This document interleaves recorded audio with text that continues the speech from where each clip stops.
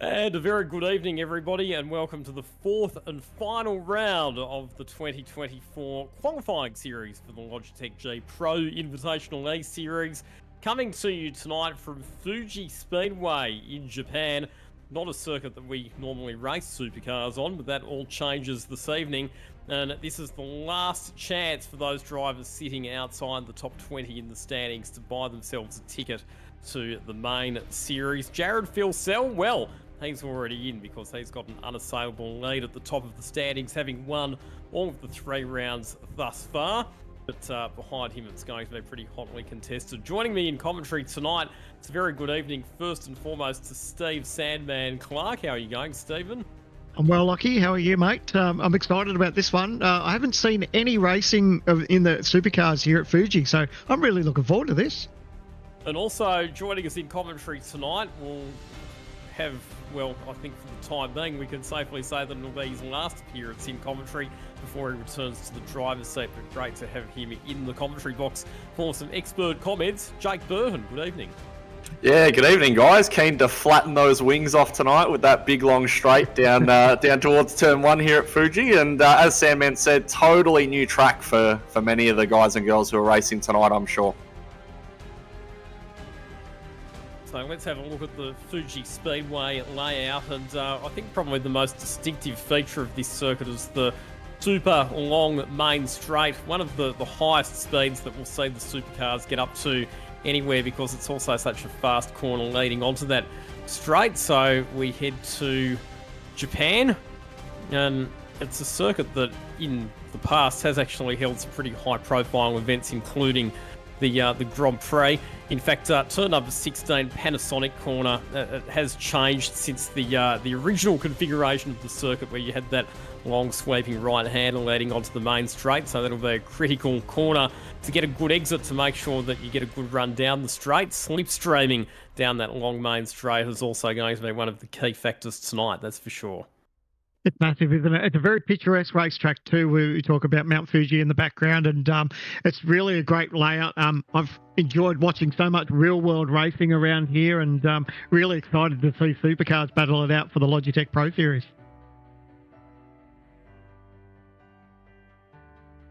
So, not too long until we get underway for qualifying. It'll be a 20-minute qualifying session, and then the race itself will be 45 laps, so a bit over 200 kilometres and a couple of compulsory pit stops. That's been the format that's been in use pretty much right the way through this qualifying series, and it's a similar format to what we see in use in the main series as well. Let's have a look at the points coming into the weekend. Jared Filsell with a perfect score, winning all 3 rounds so far, 200 points apiece.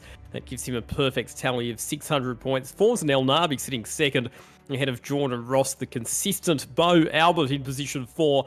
And then it's Jacob O'Reilly, Sean McNamara, Jake Maloney, Matthew Bolo, Maxateo Sorono, and Kurt Stenberg rounding out your top 10. But it's the positions a bit further down where there's going to be the main interest, because remember, you have to get into the top 20 to earn yourself a spot in the series. And you can see there that the points spread between positions 16 down to 20 is pretty tight. You've only got 14 points from 16th down to 20th. And then outside the top 20, there's some more drivers who are knocking on that door to try and get themselves in, the likes of Andre Yusuf, Michael Taliancic, a big name who we probably would have expected to be somewhere inside. Brian Borg, that's another driver who we probably would have expected to see inside the top 20 as well. And tonight, it's their last chance to get a good result on the board and work their way into that top 20. It'd be definitely some nervous Nellies there, wouldn't there? Like, you think about the chance that they've had. It's round number 4, the final race of the season for this little qualifying series. And they all know that top 20 is the goal, because after tonight, if you're not in that, it's basically you're sitting out and you become a passenger and sit and watch the rest of it. So I guess Taliancic, it takes the pressure off him a little bit. He managed to score a golden ticket before the opening round, or before this round, sorry. So the pressure's off him, but everyone else will be definitely starting to sweat bullets, and it'll be interesting to see the live points as we go on throughout the race and see how that changes as we get towards the end of the run. It's been one of the great features of the broadcast so far this year, is the fact that Jay Kennedy and the SimSpeed TV team have been able to give us a live point, so we can give you very up-to-date and accurate information about who sits where in terms of the pecking order as the race plays out. So that's something that we'll be updating for you as the night progresses. Let's get a bit of a driver's perspective, Jake, because we talked before about the fact that this is not a circuit where you typically see a lot of supercars racing. How are you seeing things playing out tonight?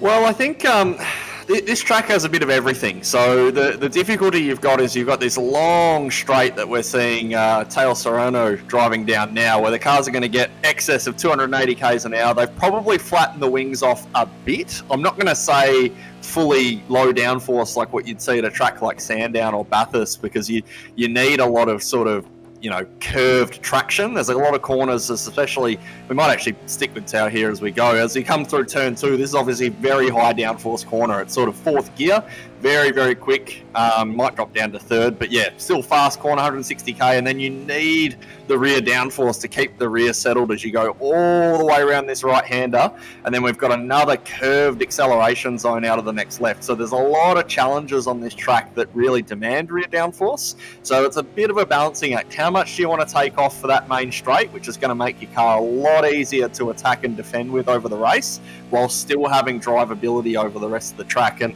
another interesting addition as well is this turn 10 complex here. We're not utilising the chicane, but there's this really tricky right-hander with the bump there that you see on the apex, which is really tricky to get through. So even though there's no chicane, which I bet the guys are really thankful for, it is still quite challenging. And then, of course, you got the last couple sectors of this lap where it's just more of the same, really long corners with just slow lateral loads where you're trying to get to the throttle, and just it's a matter of patience, but also you need to get to it as quickly as possible, especially headed down this main straight. Through those tight and technical sections, you can say that it's paramount to have the car really accurately positioned, because each corner, it's critical to make sure that you've got the car in the right position to lead into the next corner. And like you say, there are some sections there where it's quite high speed, a lot of load going through the left-hand side of the car in particular, with some of those sweeping right-handers around the back of the circuit, and you do have to hold it in quite tight through there as well. If you don't have enough downforce, you'll probably find the car washing a bit wide. So being able to maintain that mid-corner speed while keeping the car on the line, that's going to be one of the challenges. And then when we get to the main straight, it's going to be all about drafting, slipstreaming, taking advantage of the hole that gets punched in the air by the car ahead, and trying to set yourself up for an overtaking opportunity down into turn number 1. The other thing as well, Sandman, that was evident from that on-board shot that we looked at before, is that there's a fair bit of elevation change around this circuit as well.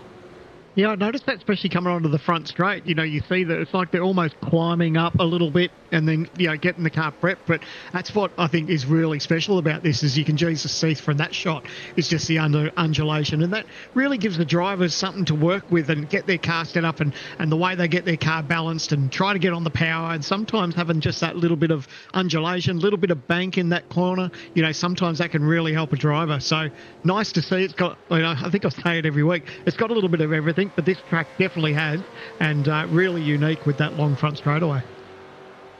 With the race distance tonight, Jake, do we expect fuel saving to be a factor? And also, what's the circuit like in terms of tyre load and tyre degradation?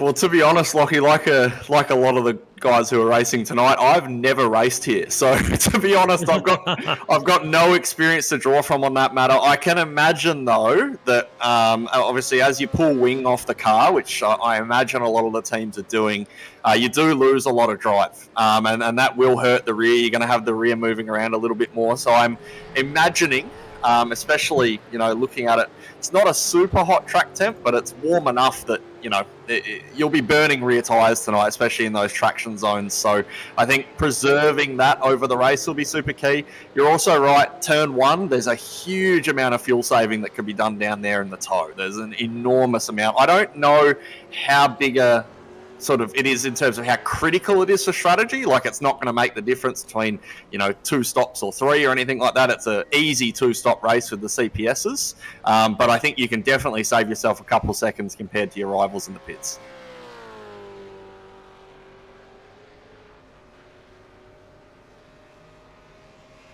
So just coming towards the end of this practice session, about 90 seconds remaining. We'll have all of the angles covered for you on SimSpeed TV, as always.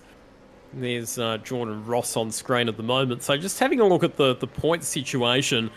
So Jared Filsell, as mentioned, he is safe, 600 points. He's more than 200 points ahead of the 20th place driver. That would mean that even if he was to score a 0 tonight, his place in the main series is secure. But there's actually up to 36 drivers. So outside the top 20, there's another 16 drivers that are all within 200 points of that 20th position. So there's still, mathematically at least, 36 drivers vying for 20 spots for qualification for the main series. How good is that? When it comes down to that point, especially the last race of this series, to have that many people still mathematically in contention, that's terrific. Says a lot for the field and the racing that we've had. Obviously, Jared's been in a bit of a league of his own, hasn't he? Claiming all 3 wins so far, and he's been top of the timesheets in practice, and you probably expect much the same tonight. He was our inaugural series champion, and for him to be in this Q series now, he's got his seat ready for this year. It'll be interesting to see how he attacks 2024. The new sponsor on board for Jared Filsell as well, renowned motorsport news website speedcafe.com, coming on board to support his campaign. Now, while we've got a bit of a break and while we wait for the cars to come out for qualifying, let's take a look at the 2024 calendar for the Logitech G Pro Invitational E Series, and it kicks off on the 13th of March at Sebring in the US for a sprint round. Round number 2 will be held at Phillip Island on the 10th of April. Then we go to the Red Bull Ring on the 1st of May. Should probably note that, a bit like last year, Wednesday night will be the night where all of the sprint rounds will be held, and then we'll have Friday nights, and in the case of Bathurst, Sunday for the Enduros. But running through the rest of the calendar, Jerez in Spain will host round number 4 on the 22nd of May. Watkins Glen back to the US for round number 5 on the 12th of June. Road America will host round number 6 on the 3rd of July. Then we head to Italy, the high-speed Monza circuit for round 7 on the 24th of July. Interlagos in Brazil will host the first of 3 endurance races that we'll have this year. So 1 more enduro than we had last year. So that'll be the Interlagos 500 on the 9th of August. The Sandown 500 takes place on the 30th of August, and then the big one, the Bathurst 1000, will be held on the 15th of September. Round number 11 at this stage is still a TBA, but that will be a sprint round to be held on the 23rd of October. And then the 12th and final round, the decider, will be held at the coveted Spa-Francorchamps circuit in Belgium on the 13th of November to round out our 2024 season. How's that, Jake? You'll wet your lip, does it? I was just going to ask, Jake, are there any particular rounds there that you're especially looking forward to? Well, I'm a big fan of the first half of the season. Obviously, Sebring, for me, brings back some bad but good memories of the first inaugural season we had there. Phillip Island is always a classic. Excited for that one. And then you got sort of Watkins Glen and Road America in the back half of the first half of the season. Both tracks that are really good for racing. But that TBA round excites me quite a bit. I'm hoping it'll be Pukekohe, but we'll see what happens. So Pukekohe, I'm guessing that track was laser scanned and is going to be eternally preserved in iRacing, a bit like the old Oran Park circuit was. So, they announced that they were going to try and do a deal. I'm not sure if the scan's been done yet, but we do know it's coming. We're just not sure how long it's going to be.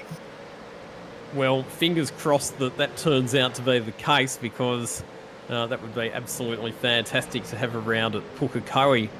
And to have it as the penultimate round, that would actually give it vibes of the Real Life Supercars Championship from the early 2000s, when Pukekohe often played host to the penultimate round. But anyway, let's turn our attention back to the on-track action, because we are into qualifying. We're watching Joshua Thomas on screen at the moment, and also Craig Schultz. And all of the drivers, they will be tactically trying to slot themselves into a position on the track where they can take advantage from... contact! between those two competitors. I was just going to say, try and get a slipstream from the car in front, but you don't want to get so close to other cars that you're in danger of having contact with them, which will ruin your lap altogether. Yeah, they spent quite a few corners almost tripping over each other, just slowing each other up. Like one corner, somebody would go in a little bit hot, run a little bit wide, and yeah, unfortunately, I think it was just that little bit of crossover that didn't quite clear each other, and unfortunately, a little bit of contact. So I think if that was me, I'd be just diving straight into the lane and just putting on a new set of tyres and go again. So some lap time starting to come through. Job Stewart, 1 minute 34.6. Zach Rattray White, who's been one of the standouts of this qualifying series, he moves up there as well. Jared Filsell now up into position number 2. Want to say a big congratulations to Job Stewart, because he had his first round in the real life Dunlop Super 2 series last weekend at Mount Panorama Bathurst, stepping up after winning the Super 3 series last year. And a very impressive performance from young Job it was as well, finishing in second place behind the reigning champion Kai Allen in at the Sunday race. But Job does enjoy his sim racing as well, and he's one of the drivers that's right in that danger zone in terms of the championship. He's 19th in points, in fact, coming into tonight. I think he actually missed around earlier on in the qualifying series, so he'll be one of those drivers under a bit of pressure to bank a strong result tonight to make sure that he qualifies for the main series. A few drivers just running a little bit hot, run a little bit wide. This is what we were talking about before, where they're tripping over each other, and just a little bit of contact caught that ripple strip on the inside. So straight away, that's an off track, and that lap is certainly done and dusted. Did a good job there of actually moving out of the way. He knew there were some fast cars coming and just took to the grass.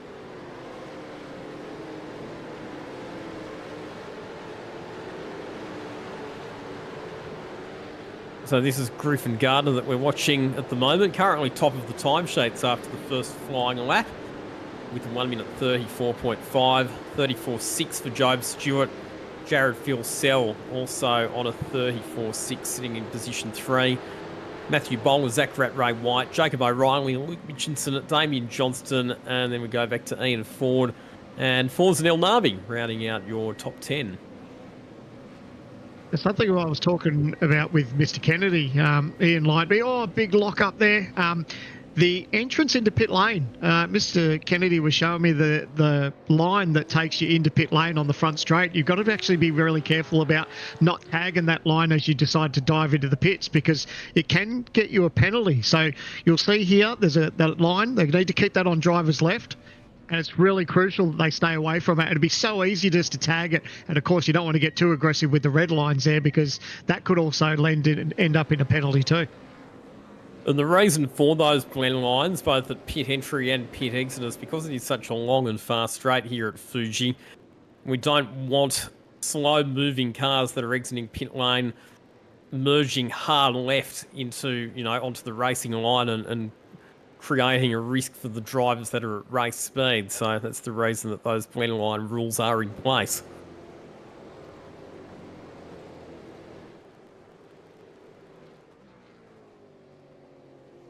So I think it'll be the fairly typical pattern of what we've seen, where the drivers will do an out lap, one flying lap, head back to the pits, put on some new tyres and go again. 20 minutes the duration for this session, so time for a few runs at it, but obviously, if you do get an off track or your lap time gets otherwise invalidated, it can put a bit of pressure on later in the session. And Josh Thomas yet to actually record a lap time at the moment.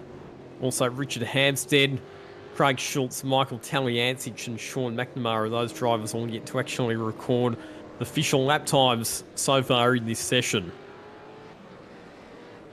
How would you go about it, Jake? Like you said, you haven't raced here before. A lot of these drivers haven't probably raced here at all. So how would you go about this session? I know we talk about each week is about how important it is just to get a banker, but it would definitely be the case for a racetrack that you've never been to before.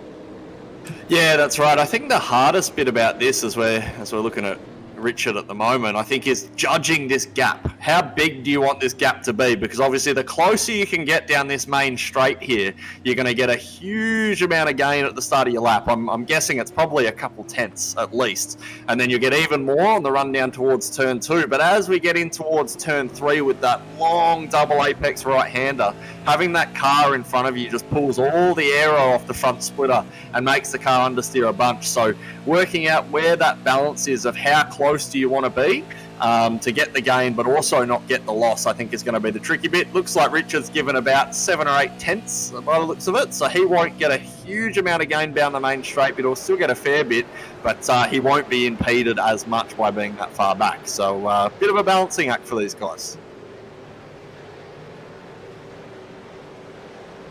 Main overtaking opportunities on this circuit. Obviously, turn 1 is the key overtaking opportunity.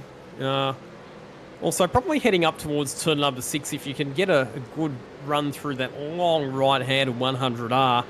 It's 2 corners because it's sort of a double apex turn, turns 4 and 5. But if you can get a good run through there, you can set yourself up for a dive down the inside in turn number 6. Also, turn number 10, the right-handed unlock corner. Another potential overtaking opportunity, but I think you would agree, Jake, turn 1 is probably the primary passing spot on this track. Yeah, definitely. Just such a long braking zone with the straight that you can draft up into on the way in. I think there's no doubt about it. And the other good thing is you probably can run it a little deep into turn 1 because a crisscross is going to put you on the wrong side of the road as well. So ideally you'd want to park the bus, sort of not compromise your line into the next corner, pull them up in the mid. But obviously, you know, if they do get a little bit of an overlap on you, you're pretty easily going to have them covered into 2 anyway.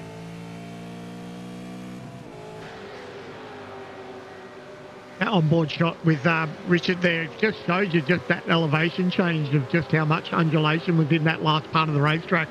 Just trying to see what time he goes, P7, so that's not bad. We just touched on before that he hadn't put down a time, so to already put a banker straight in and puts him P7, I think he'd be pretty happy with that. Oars and El Navi moves up into second. Bo Albert jumping up into position number 5 as well. So Jared Filsell, who was provisionally on the front row earlier on, has actually been dropped down into 6th position as a result of some other drivers improving. There he is on screen at the moment, the Speed Cafe car.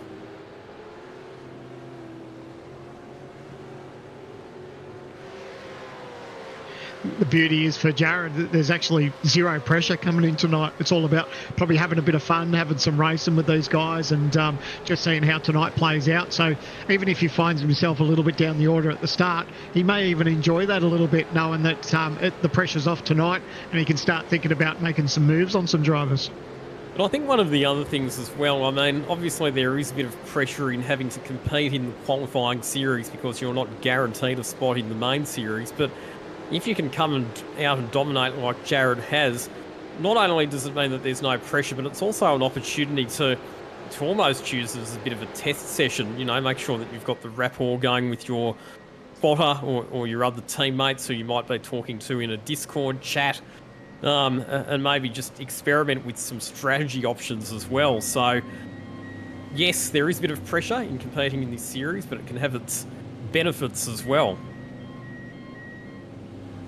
It's like it's his reward now, isn't it? But just showed how strong he had been in the first 3 rounds, you know, to get those wins and have that that points up his sleeve. And, you know, now, like you said, he may even think about trying some setup things, something with the car, especially going to a new racetrack. But I really like that we've gone to a track that's it's sort of a little bit of an unknown for everyone. It really levels the playing field, and no doubt there would have been quite a few teams and drivers that did plenty of laps around here in preparation for tonight, just so they weren't caught with their pants down.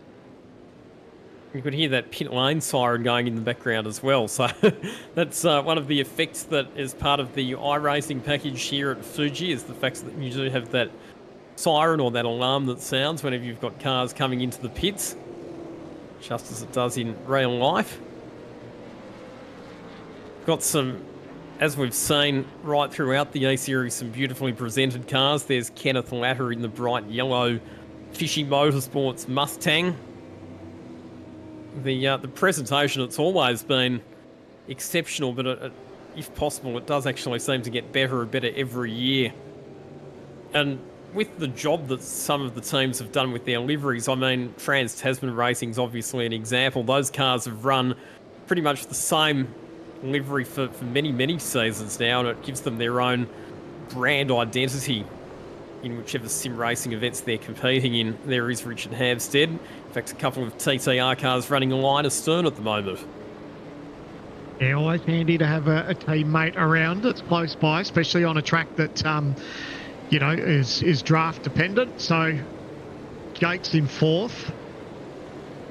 Hammers are back in 8th. So I think they're just trying to find themselves a little bit of real estate now.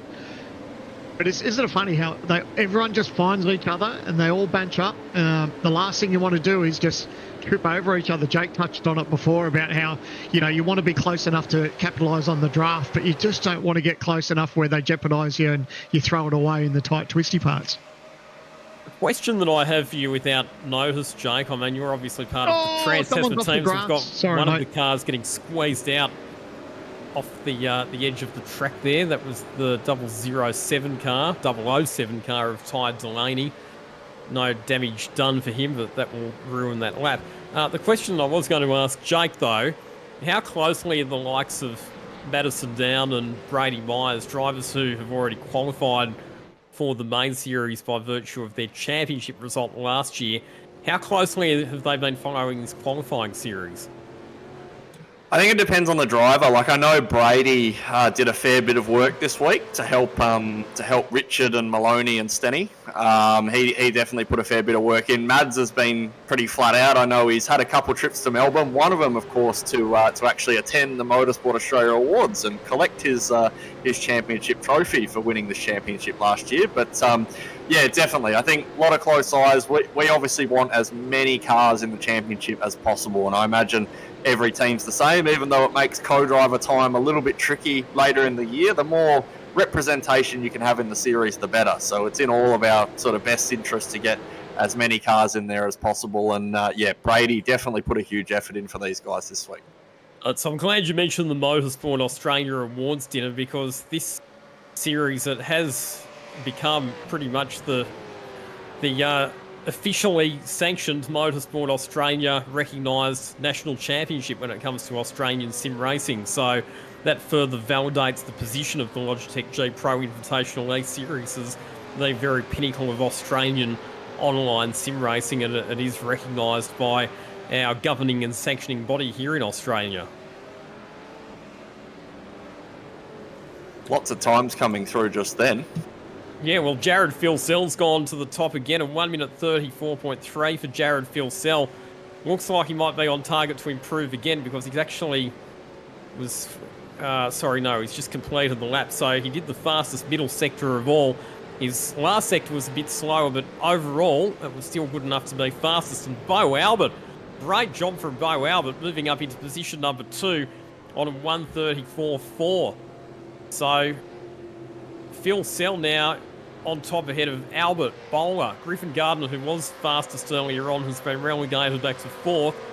Then it's El Nabi, Maloney, Mitchinson, Job Stewart back to 8th. Richard Hampstead in 9th position. And Zach Rathray White rounding out the top 10 at this point. Didn't take much to throw a cat amongst the pigeons, did it? You know, all these drivers all having their almost last run. They're probably... they'd be stretching it to sort of get back to pit lane and have another crack now. So I guess what they want to do is just use what they've got. You can see Jared's trying to push on, but he's now got a little bit of traffic on him. So this lap, even though he proved the last time round, he's not going to improve this time, and he's probably too close now to probably make up any other advantage. They will probably try and dive to pit lane, but I don't know that there'll be enough time to get in there and get back out again. They'll be cutting it very fine. Oh, Jared Filsell, in fact, a few drivers seriously committed there on the entry to pit lane. I thought that there might have been a collision there, but thankfully they all managed to avoid one another. It's a fine line, isn't it, Jake, between nailing the pit entry to make sure that you get in and out as fast as you can, but not accidentally coming in too hot and copping a pit lane speeding violation. That's right, and I think the guys have actually got a fair bit in the bag still. There's a 2.5 minutes still to go, so they should have no problems getting around. But something I've actually just noticed is that the temperature does appear to sort of be on its way down. It was 28 when I opened the session up anyway, now it's 27. So you might find for sort of the first time this season that the track's actually getting a little bit quicker. That would at least be sort of reflected in what we saw just then, where everyone seemed to go a lot quicker on their second run. So we could, see some guys going faster on their third now too. And the ambient temperature's 19 degrees, so pretty much perfect conditions for the optimum performance for these race cars. And yes, if the track temperature has come down a little bit, that could play to the advantage of these drivers. So it could be one of these qualifying sessions where it's whoever gets their lap in last is the one who has the advantage.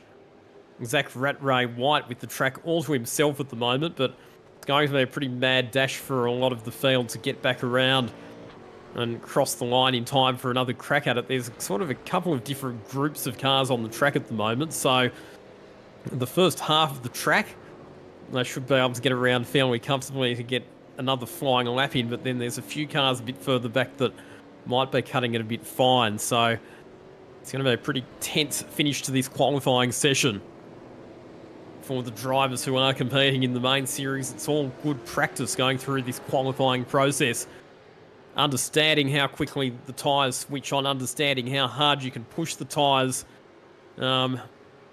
before they lose their peak performance. And we're seeing there that the 007 entry of Ty Delaney has got a 10-second race time penalty for impeding. Now, presumably he'll have to serve that during his first pit stop, I would imagine. We'll get confirmation on that from race control, but that's normally how it would work in that situation, I think. We actually had a bit of a weird one in the last round with Job Stewart, because you can certainly take it in the pit stop, but you don't have to. So he, I believe, didn't understand that he could take it during the pit stop and ended up taking it at the end of the race, which, given that there looked like there might have been a late race safety car, could have really burned him. Fortunately, he got away with it. But it can be taken in the pit stop or at the end of the race. One of the other points that we should make, I think I talked before about Michael Talyancic and the fact that he was potentially outside qualification, but because he won the V8 Veterans title, he has actually earned a golden ticket into the main series. So technically, he will qualify as a result of that, even if he doesn't finish in the top 20 in the points within this qualifying series. Oh, wide there. Just a few drivers just having that red hot go. I've noticed how much marbles is on the edge of the racetrack too. Jay and I were talking about that at the start of this session, is that we were a bit surprised about how much build-up was there on the outside of the racetrack. So I guess it doesn't take much, especially with a little bit of track knowledge that they're all trying to chase around here. If you get one of these corners wrong, going a little bit deep, touch those marbles, you are going to sort of go rough wide real quick.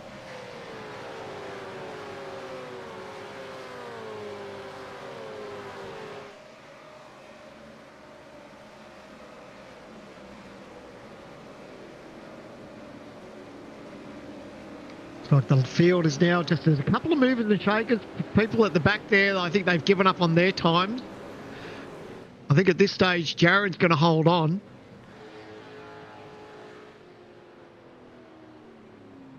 We've got the checkered flags out on the session, and I think that might be the field. So Jared Filsell looks like he's held on over Beau Albert and Jake Maloney, your top three for here at Fuji.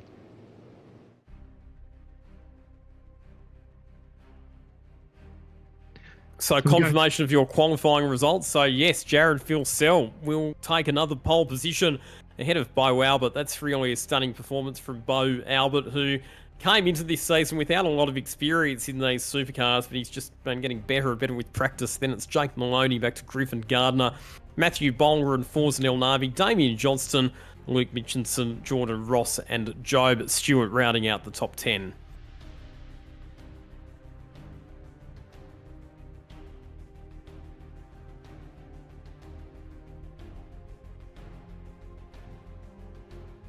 Well, so far so good. I mean, we're all setting up for this this one. I'm really looking forward to it. 45 laps around here, 2 pit stops. These guys have got their work cut out for them. And I do like a little bit of that unknown about this racetrack where, you know, how are these cars going to go after about 10 laps or so, and how they're going to start to feel, and do the tyres go off? You know, how does all this play out? Are we going to see a safety car? These are the things that we're going to have to start thinking about. And obviously the teams will start playing out in the back of their mind as well.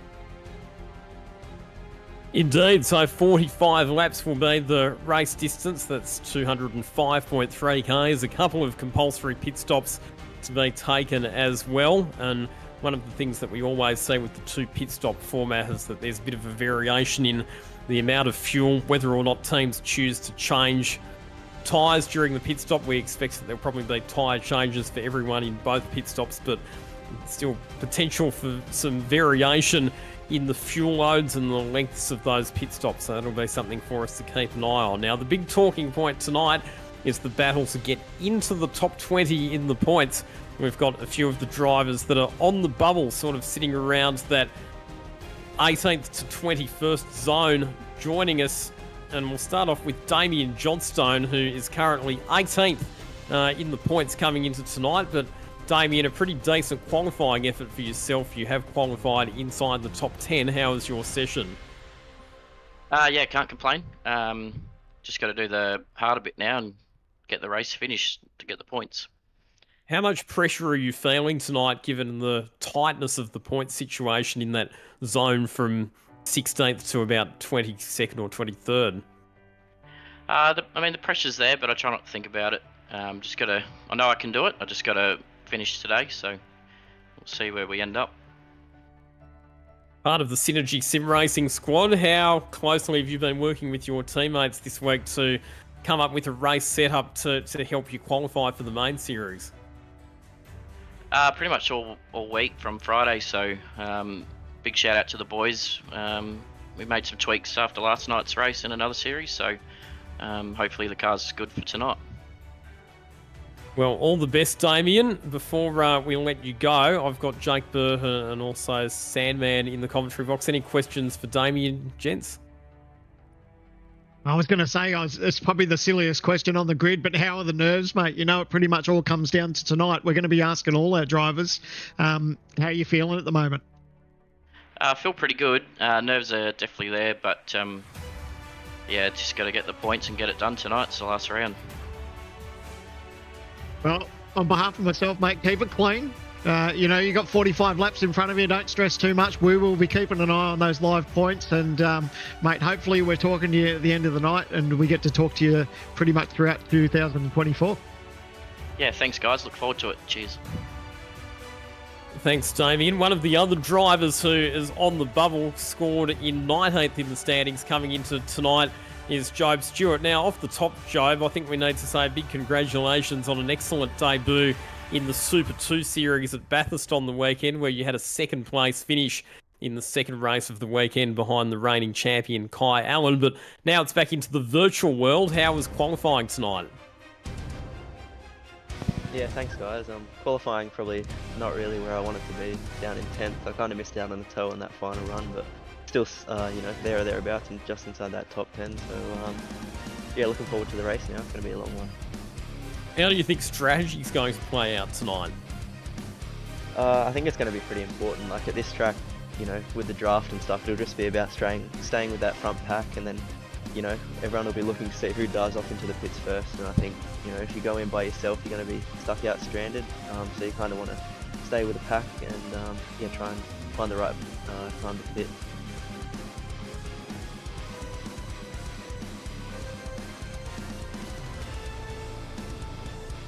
As you're on the grid, mate, you're getting ready for the start of this race. I touched on it before, the nerves for the moment. How are you feeling? It's a little bit of a different racetrack that we've seen for a lot of these drivers, so there's a little bit of an unknown as this race goes on, but how are you feeling as you're gearing up for this race, 45 laps? Yeah, for sure. I mean, I'm not too bad at the moment, but I'm sure as the race goes on and everyone settles into their positions, you know, the nerves will start to kick in a fair bit more when you start thinking about your strategy and stuff like that. So, yeah, not too bad for the moment, but we'll see how we go, I guess. And Lockie touched on that you had a busy week at the mountain. So how much time and effort have you had to be able to put in as far as getting your head around Fuji? Yeah, not really much at all, to be honest. I only got home yesterday and then was at work today and just got home and jumped on the sim for an hour. So I think that probably reflects with my qualifying that I haven't done many laps. But yeah, hopefully I can get faster as the race goes on. Well, all the best, mate. Keep it clean, and hopefully we're talking to you at the end of the night. Yep, sounds good. Thanks, guys. Cheers, Job. That was Job Stewart. Now we'll have a chat to the driver who is right on the bubble, the driver who sits in position 20 in the standings coming into tonight, and that is Brady Baldwin, who has qualified in 18th position. Brady, you're right in the thick of the action in the mid-pack. What's your plan for the race? Try and survive lap 1, honestly. It bit us at Hockenheim, got an incident, had to drive through the field and salvage a decent result, which got us a little bit of a buffer back to P21. But yeah, I think it's going to be a little bit more difficult to overtake here tonight. So I think the key would just be stay clean and whatever happens, happens. Given how delicately poised the championship situation is, how closely are you going to be watching your rivals, and how much number crunching have you done to work out where you need to finish relative to your rivals to ensure your spot in the top 20?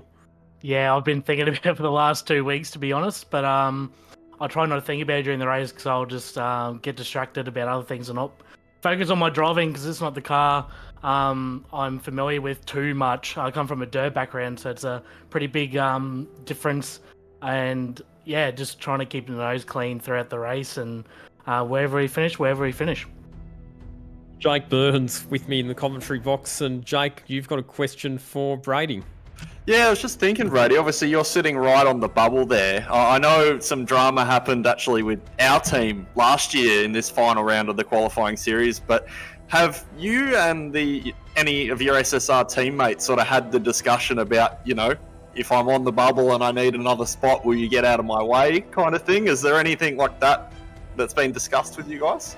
Not with me anyway, so I think we're just going to race it out like we always do, and you know, if it comes to it, maybe, you know, Jordan might fall back for me and, you know, sacrifice himself. I don't think so. We're all racers at heart, so we'll just race for every position on our own and see where we end up. Yeah, keep it simple, mate. Love it. Well, good luck tonight. Thank you, Jake. Appreciate it. And finally, we've got time to chat to one of the drivers who's on the outside looking in. The driver who's currently 21st in the standings needs to try and make up one position in the championship to get into that top 20 and qualify for the main series, and that is Andre Youssef.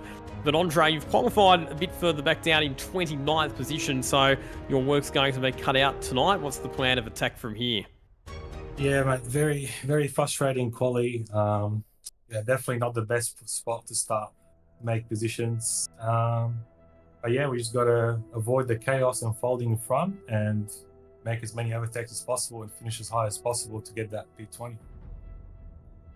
All right, Andre, well, we're only about 60 seconds, I believe, away from the race starting, so we'll let you to get the race face on and wish you all the very best for tonight.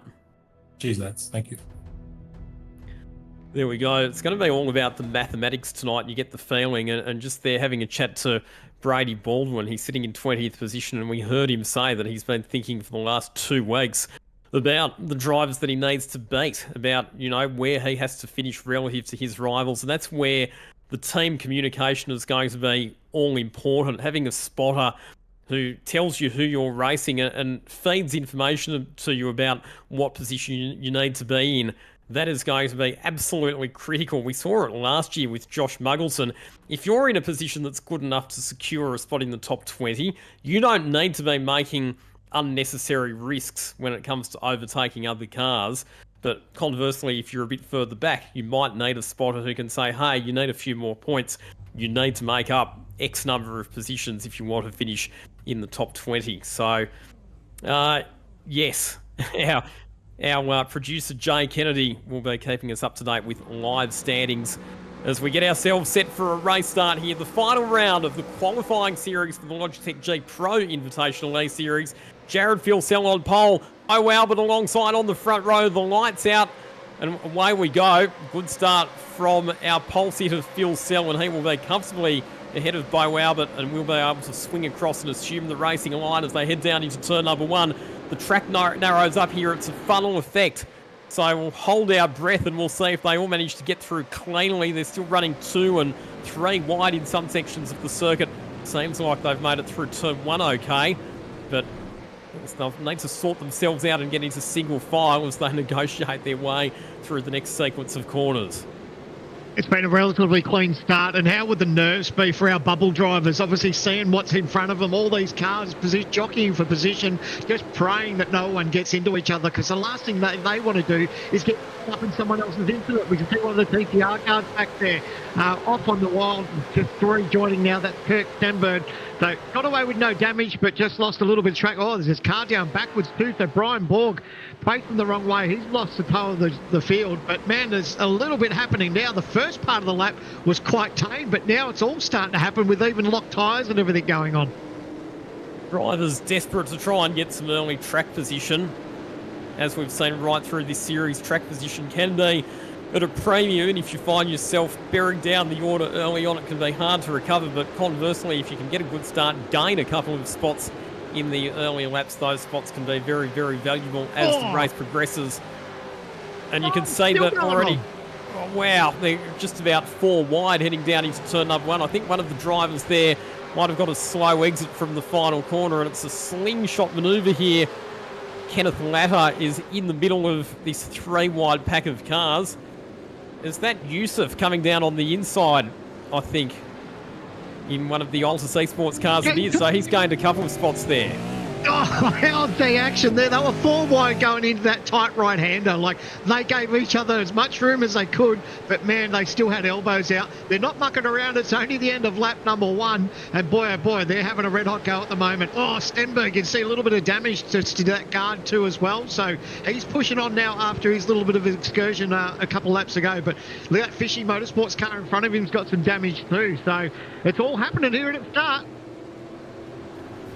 More overtaking happening a little bit further back now, just to give you a bit of an idea. So that's Latter and Hall going at it, but Yusuf made up 7 spots there on the opening lap. So from 29th on the grid, he's up to 22nd position. Here's a replay of what happened to Brian Borg on the opening lap. And he copped a hit from Stenberg, wasn't it? Yes. Yeah. In one of the TTR cars. That'll be something that the officials will be having a closer look at, I would imagine, because nose-to-tail contacts like that is normally a fairly slam-dunk situation.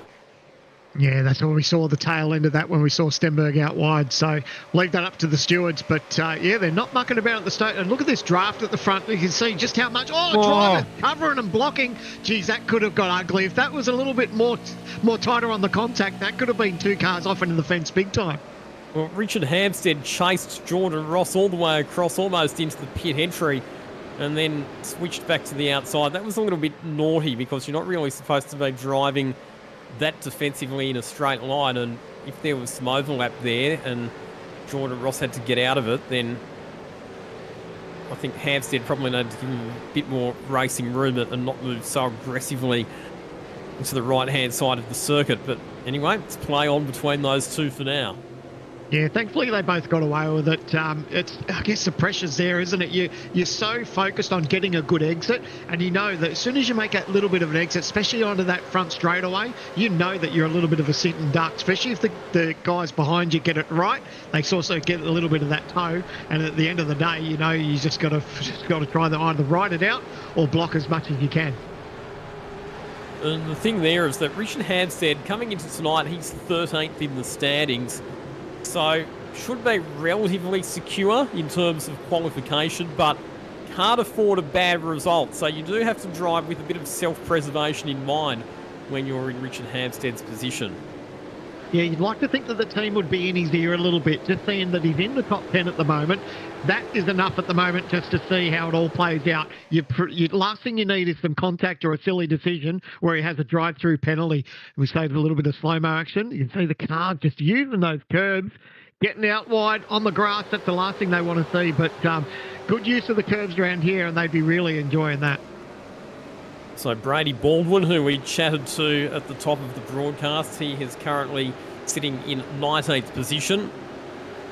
So the position that he started the race in, hasn't gained or lost any spots. He's probably content just to play it a little bit conservatively at the moment. Such a long way to go, obviously, and a couple of compulsory pit stops to be taken by each driver in the field. Given it's a 45-lap race, the most obvious strategy is to pit on lap number 15 and then pit again on lap number 30, splitting the race up into 3 equal segments. And we're hearing that car number 9 of Ben Christensen is going to be getting a 5-second penalty for contact with Michael Whiting. And also the number 727 entry of Chad Lewis has got a 5-second penalty for contact with Ben Christensen. So the steward's getting busy handing out some penalties. The one that we haven't seen is Kurt Stenberg. I haven't seen any message about a penalty for him, so it's probably one that our stewards are still looking at the moment. As we watch this race unfold, Jake, how do you feel? You put your driver's helmet on. How do you think this race is playing out? They've been pretty aggressive at the start, but we expect that for pretty much any round of the racing. Now you can see everyone's sort of started a single file, just getting it into a rhythm. Is that what you pretty much expect to see from tonight? Yeah, that's it. I think, there's definitely going to be a clear distinction between those who are sort of safe and just need to get it home and those who really need to fight for something. Like you saw, I've been talking all season about Richard and how aggressively he can sort of defend. But I'm not sure he really needed to be that defensive at this point in the race, as sort of Lockie touched on. But this part of the field we're looking at now is where it really starts to get serious. These are your drivers who are on the bubble where every position can make a difference, because there's not a lot of points. That's something else we didn't really talk about. There's not a lot of points between sort of 16th and about 23rd. So, every position counts for these guys.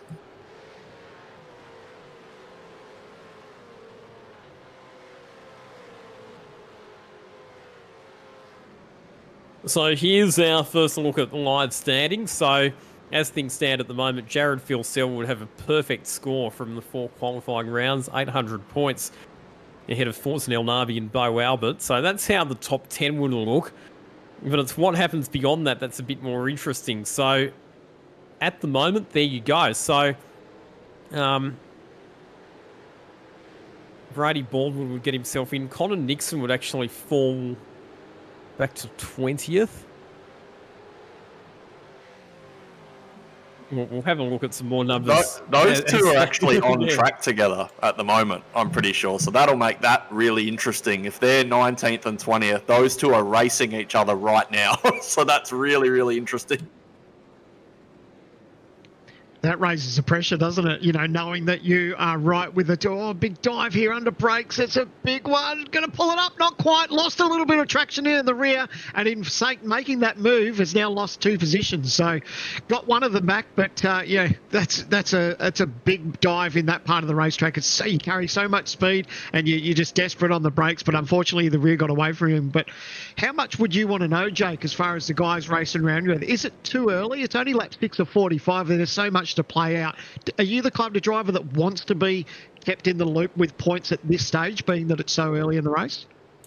I don't think so, to be honest. I think at the end of the day, even the people who are going to miss out on this Logitech series this year are probably very, very, very... Look, there was a car around in the background, sorry. Oh, yes. Chad Lewis. So he was one of the drivers who got penalised earlier on, but complete your point there for us, please. Yeah, I was just going to say that I think, even the drivers who are outside of the top 20 are really, really talented drivers. And I think they know how to race. They know what they're doing. I think they just need to execute. Just focus. It's just another race. You can only do as well as you can do. Just get your positions, drive as quickly as you can, and get the car home clean, because ultimately that's going to be the best outcome for your championship no matter what. As soon as you start thinking, God, I need to be in front of that car that's 2 cars in front of me, you start overdriving, overcooking it, and making mistakes, which, I think we've seen already in this race, and I think we've just seen the penalty come down for Kurt Stenberg as well. Yeah, 15 seconds coming the way of Kurt Stenberg. He's currently in 26th position. Came into this round 10th in the qualifying series, so not totally safe if the results don't go his way, and that penalty is going to sting him even a little bit more. So we'll go back to a replay. So this is from the incident for Chad Lewis. And did he cop a tap? Yes, he did. And because the car's loaded at that part of the racetrack, that was enough to unsettle the car. And car Chad Lewis into a bit of a spin. Jared Filsell continues to lead, but Bo Albert sticking right with him. I reckon this is about the best that I've seen Bo Albert drive in one of these supercars. This has been a really stout performance from him so far. Yeah, he'd be absolutely chuffed too when he looks out the front window, sees Jared Filsell, looks out the rear in the rearview mirror, sees Jake Maloney behind him. He's like, how good's this? But yeah, he's definitely staying in touch. He's doing really well, and really good to see a turn of pace for him too. I actually caught up with Bo Albert the other day because he lives with me in the Victorian, or in the same regional Victorian town as me in Ballarat, and he talked about just how much he's enjoying the challenge of racing these supercars and coming to grips with them, and he has been one of the big improvers right through this qualifying series, on target to comfortably book himself a spot in the main series. But while he's putting the pressure on Jared Filsell, Jake Maloney sitting there in third position, maintaining and watching brief. The battles are continuing a little bit further down the field. This is Richard Hampstead, who has now fallen back behind Jordan Ross and might lose another spot here to Zach Rattray White as well, who's looking up on the outside, not quite able to execute the switchback manoeuvre there. So Jordan Ross up into 10th position with that move on Hampstead.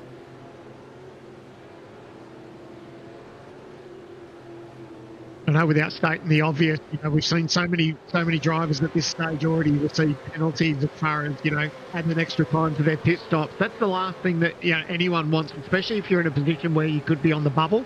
It's easy to, I guess, take that out of consideration just based on your driving. You don't want to get yourself in a silly predicament where you tag someone and, be it accidental. The last thing you need is something that could just delay you and have a chance at a penalty like that. If there's a safety car and you have a penalty like that and it's not served at the right time, you could find yourself right at the back of the grid, and it makes it almost impossible to make up the time because, it's lap 8. But once we get to lap 45, that's it. The whole thing's done and dusted, and that decides whether you get in or not.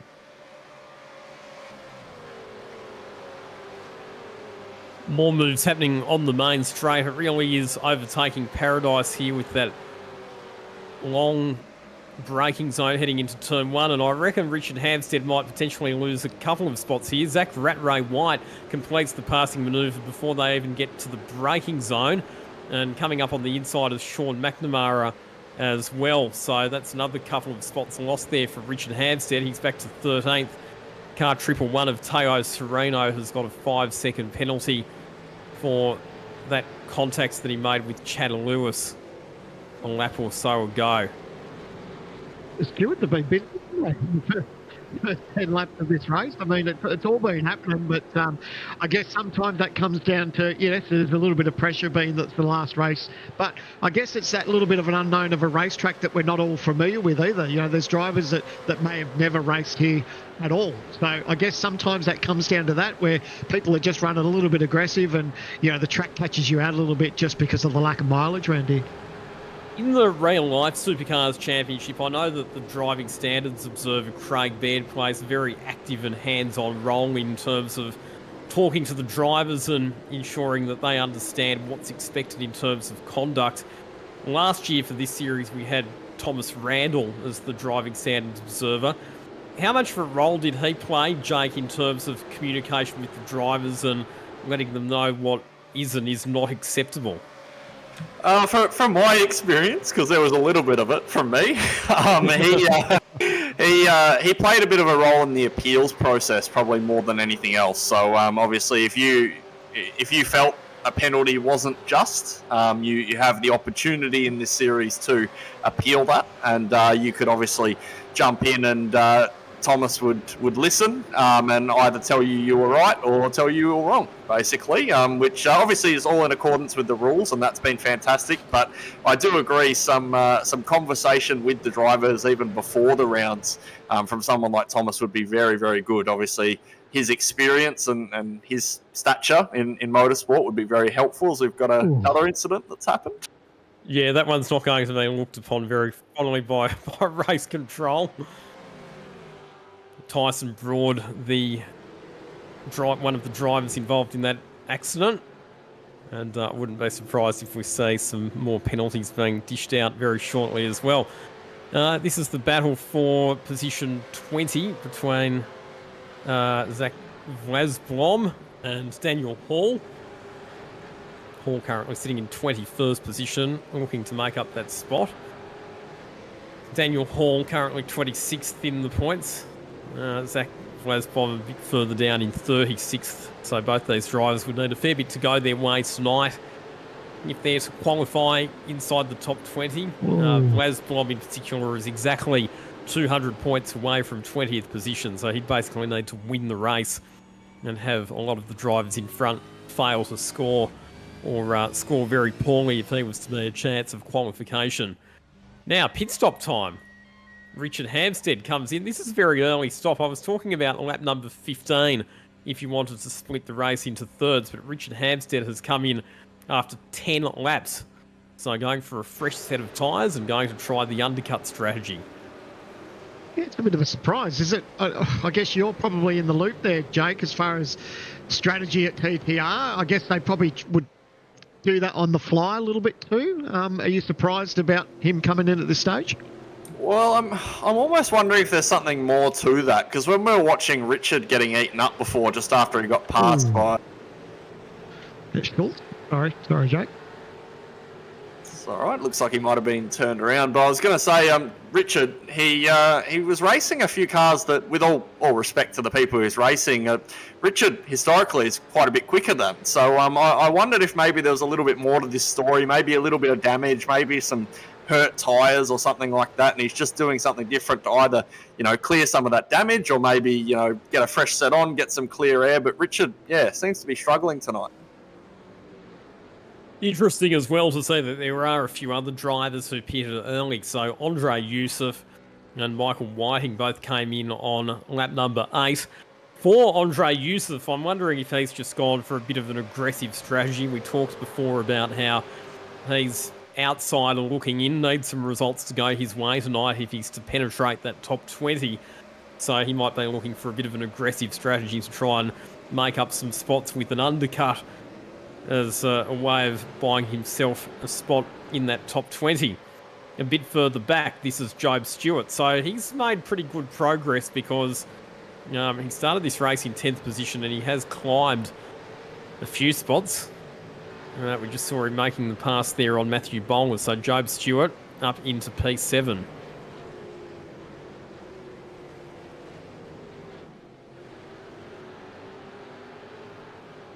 And more pit stops happening. Ian Ford, Kurt Stenberg both taking stops. Kurt Stenberg, this is going to be quite a long stop because he's got that 15-second time penalty to serve. I reckon that's a good idea by him taking that and getting it over and done with. And I think that's probably a rule that could happen, is that you should serve your penalty in the race and not have it tagged on the end of the race. So if there was happened to be a safety car a little bit later, that's something that he doesn't have to worry about now. He's got that penalty over and done with. The nature of this racetrack, he's still going to stay on the lead lap. So get that over and done with. And if a safety car comes out, punches his field back up again, and then it's almost just he's back in the action again. Has the benefit as well as, I think you mentioned this with Joe last week. Yeah, man, there's sort of, you know that where you finish is where you finish. You don't have to worry about sort of, doing all the maths and working out if I have to push hard to get lap time and that sort of thing. Where he finishes on the road is going to be where he finishes now. So it's a fresh reset.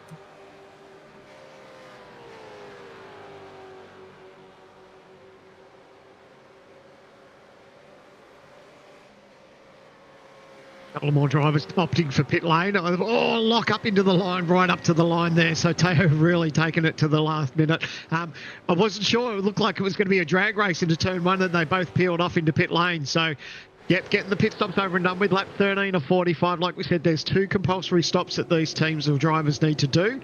So it's good to get that one out over and done with. But I imagine for the pack up the front, which we just had a look at, they've got a nice little train going on too. They're all sort of in touch with everyone. I don't think they're all too concerned about sort of pitting at this stage, but I think it will be a little bit of follow the leader. I think once someone peaks, I think everyone else may do the same thing.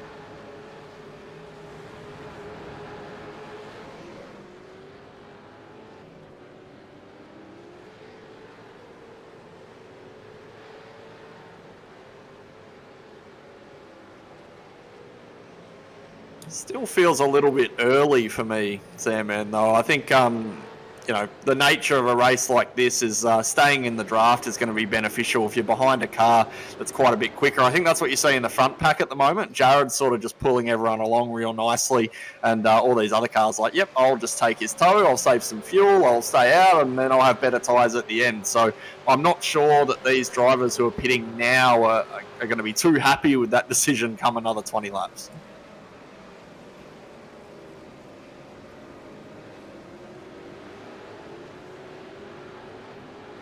One thing I do like, though, is that there's a little bit of strategy. Everyone's trying something different. Sometimes there's nothing worse than a race where everyone does the exact same thing. Everyone pits on lap number 10. Everyone pits on lap number 30. Do you know what I mean? So it is good that there's some people rolling the dice. We see Dan Hall. He's fired off into pit lane. He found himself in a little bit of a battle with a couple of cars there. So I think he's taken the opportunity to get some fresh tyres, get a little bit of clean air, and then he'll be able to tackle on and push on as the race goes on. But it is nice that there are some drivers that are just mixing it up a little bit.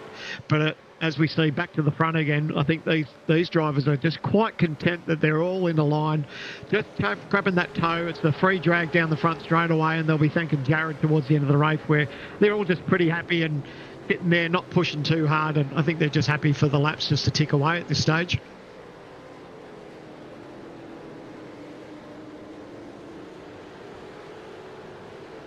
So most of the pit stop times that we've seen so far have been around the 44 to 48 second bracket, but Kurt Stenberg with that 15-second penalty was in the pits for a bit over 60 seconds. 62 seconds to be precise, which has pushed him back to position number 34. But the good news for him is that he does now have some clear track to work with, so he's not in any danger of getting lapped anytime soon, and he's also a fair way behind the cars in front. So now it's just a case of punching out fast lap times, gradually reeling in the cars ahead, and then picking them off one by one without any more contact. More pit stops coming up here as a whole bunch of cars come in, including Zach Rattray White, Jacob O'Reilly, Sean McNamara, Hayden Veld, Josh Thomas, Brady Baldwin, Connor Nixon, Brody Sentence, and Kenneth Latter, all in pit lane at the moment. So we're getting closer to that lap number 15, the lap that I described as the magic number if you want to split the race evenly and, I suppose, divide the tyre wear evenly across your 3 sets of tyres.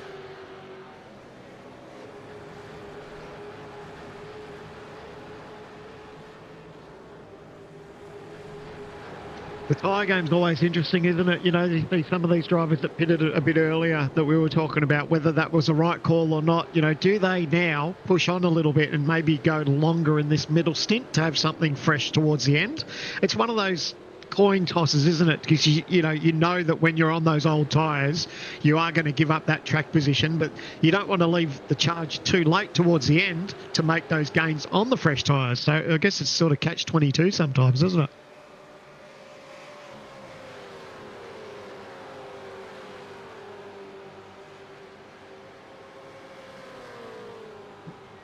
And in comes Job Stewart, also Jordan Ross in the pits as well. So a couple of our top 10 players coming down pit lane for their compulsory stop. It's going to be borderline speeding for Job there. That was pretty late. I've just had a look at it in the replay. It's 60 k's an hour along here, and he was doing 75 at the line. So that's That's tight. I know iRacing does give you a fair bit of play, and it does vary track to track. Some tracks you can smash the line a long way over the speed and get away with it. So I'm curious to see how long this stop is for Job, but it looks good, so I'd say he's probably gotten away with it. 44.8 seconds the time in pit lane for Job Stewart. That's one of the quickest stops that we've seen. 45 seconds for Jordan Ross. Both those drivers out and on their way again, and they have made it out onto the track ahead of Zach Rattray White. It was the next car to have completed a compulsory pit stop. So the top 9 cars then are yet to pit at this stage. Jared Fuelsell, your race leader, ahead of Bo Albert, Jake Maloney, Griffin Gardner and Forza El Nabi completing the top 5.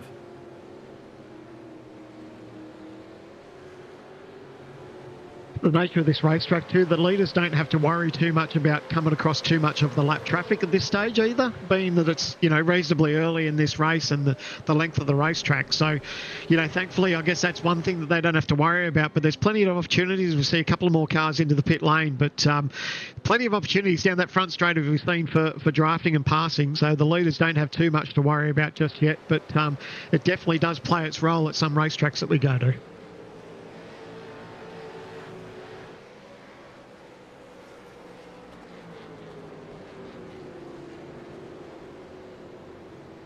So the lead pack all still very tightly bunched together. I mean, one of the upsides of pitting early and going for the undercut strategy is that you will get the fresh tyres so that you can get a gain that way. But conversely, you're not going to be in a pack of cars and you're possibly going to miss out on the advantage of the slipstream or the tow from the car in front. So that could be the downside, as we see that Zach Vlasblom is the next driver to incur the wrath of the steward, so he's got a 5-second penalty for contact with Tyson Broad.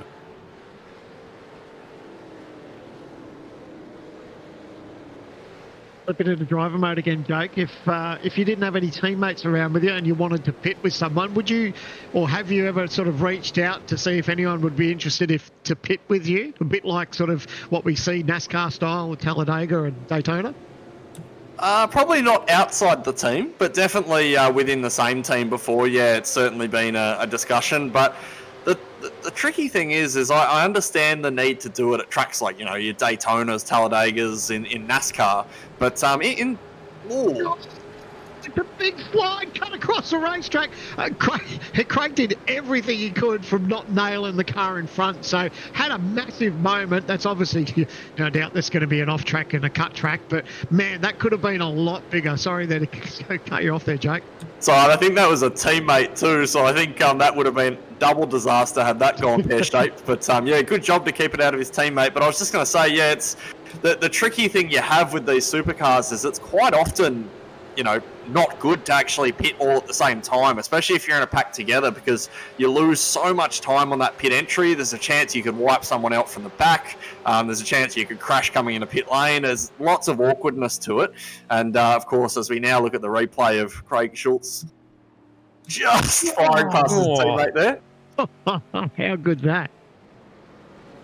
So he's one of the drivers yet to pit, and he was involved in a bit of a battle with some cars that had already done pit stops. So that's always one of the struggles if you're out there on worn tyres, battling against cars that have got fresh tyres, and it looks like he just got caught out there. But thankfully, the carnage was averted.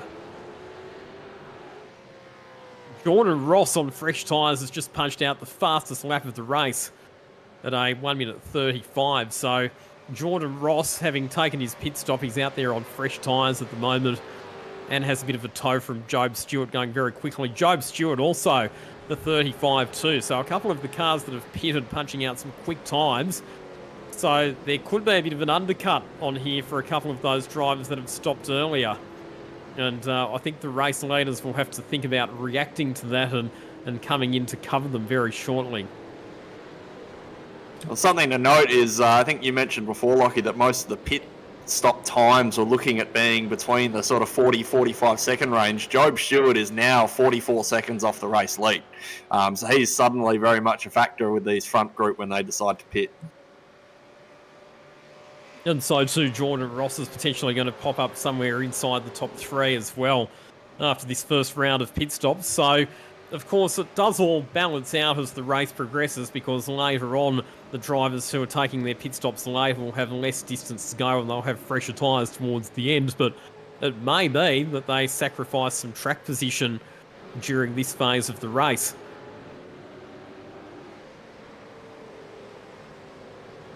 Ian Ford and Richard Hampstead battling at the moment. That's the contest for 17th and 18th position.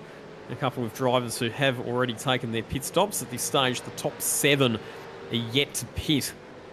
Philsell, Albert, Maloney, Gardner, Elnabi, Mitchinson and Visma.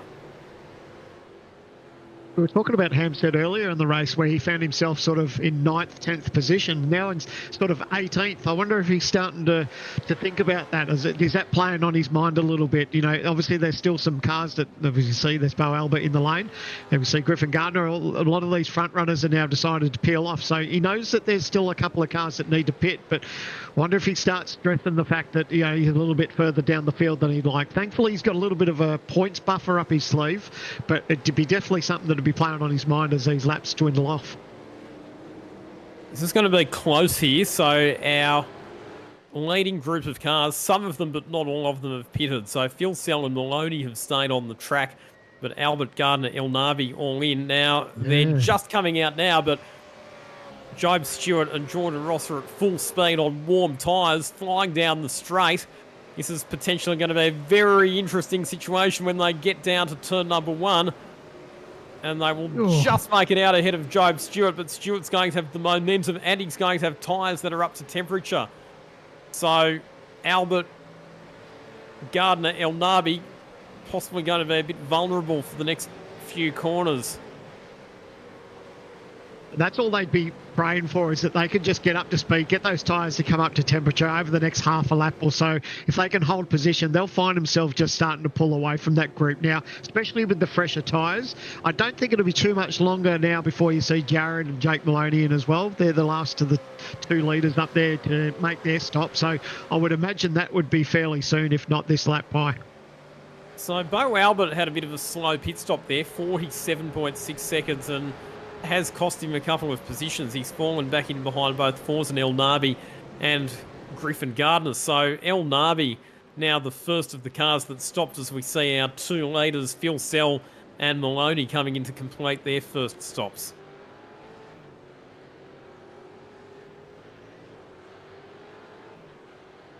And again, this is going to be critical to see where they rejoin the racetrack relative to Forza and Elnabi, who is heading down the main straight and is up to full speed right now. Yeah, well, as he was coming onto the front straight, Jared hadn't even got to his box by that time. So it is going to be a drag race for these guys. I think they're going to hold on here because they haven't even left the lane. So there they are.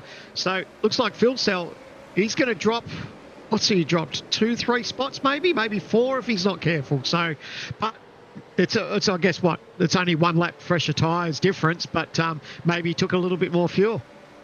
So Philsell and Maloney have come out just in front of and just behind Bo Albert. So that will move Forza and Elnabi to now being the race leader ahead of Griffin Gardner.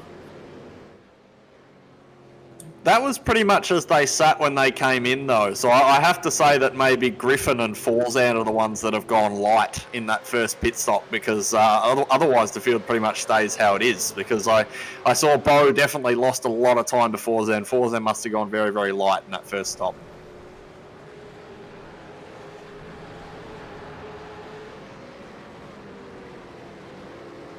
So it could be that Philsell and Albert are able to jump back to the head of the queue in the second round of pit stops. We are working at lap number 21 at the moment, so coming up towards the halfway point of this race. And just having a look at our Progressive Championship point score. So Andre Youssef at the moment is actually buying himself into the top 20 here, but only by 4 points from Connor Nixon. So that's going to be an interesting one, because Connor Nixon's currently 18th in the race. Andre Youssef sitting in 19th position. The one who's going to fall out of the top 20 with positions as they are at the moment is Scott Gamble, who I don't believe is even racing tonight. So that's a shame for Scott Gamble because he was on target to qualify, but he's not made an appearance tonight, and as a result of that, he is on target to fall outside of the top 20.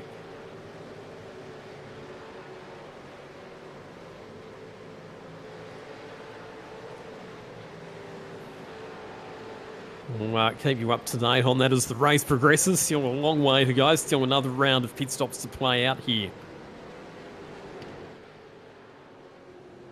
This is going to turn into, I guess, a bit of a quiet part of the race now. I guess there's a little bit going on here, but, you know, everyone's sort of got themselves into a rhythm. They know where they're at.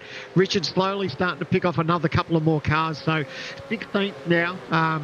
Just made up the couple of more spots since we last saw him, but it's not going all his own way. He's still got a bit of pressure happening on around him, but still plenty of laps up his sleeve play out. So it's not panic stations at this stage, but he's still doing okay.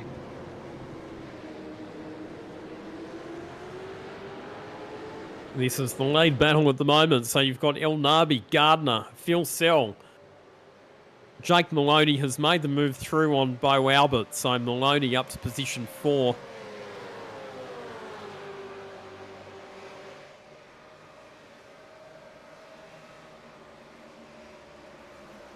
What do you reckon, Jake, that some of these drivers will take a chance at maybe just saving a bit of fuel while they're in this little bit of a train here? Because that obviously will shorten up that last pit stop that these drivers need to do if they can save a little bit.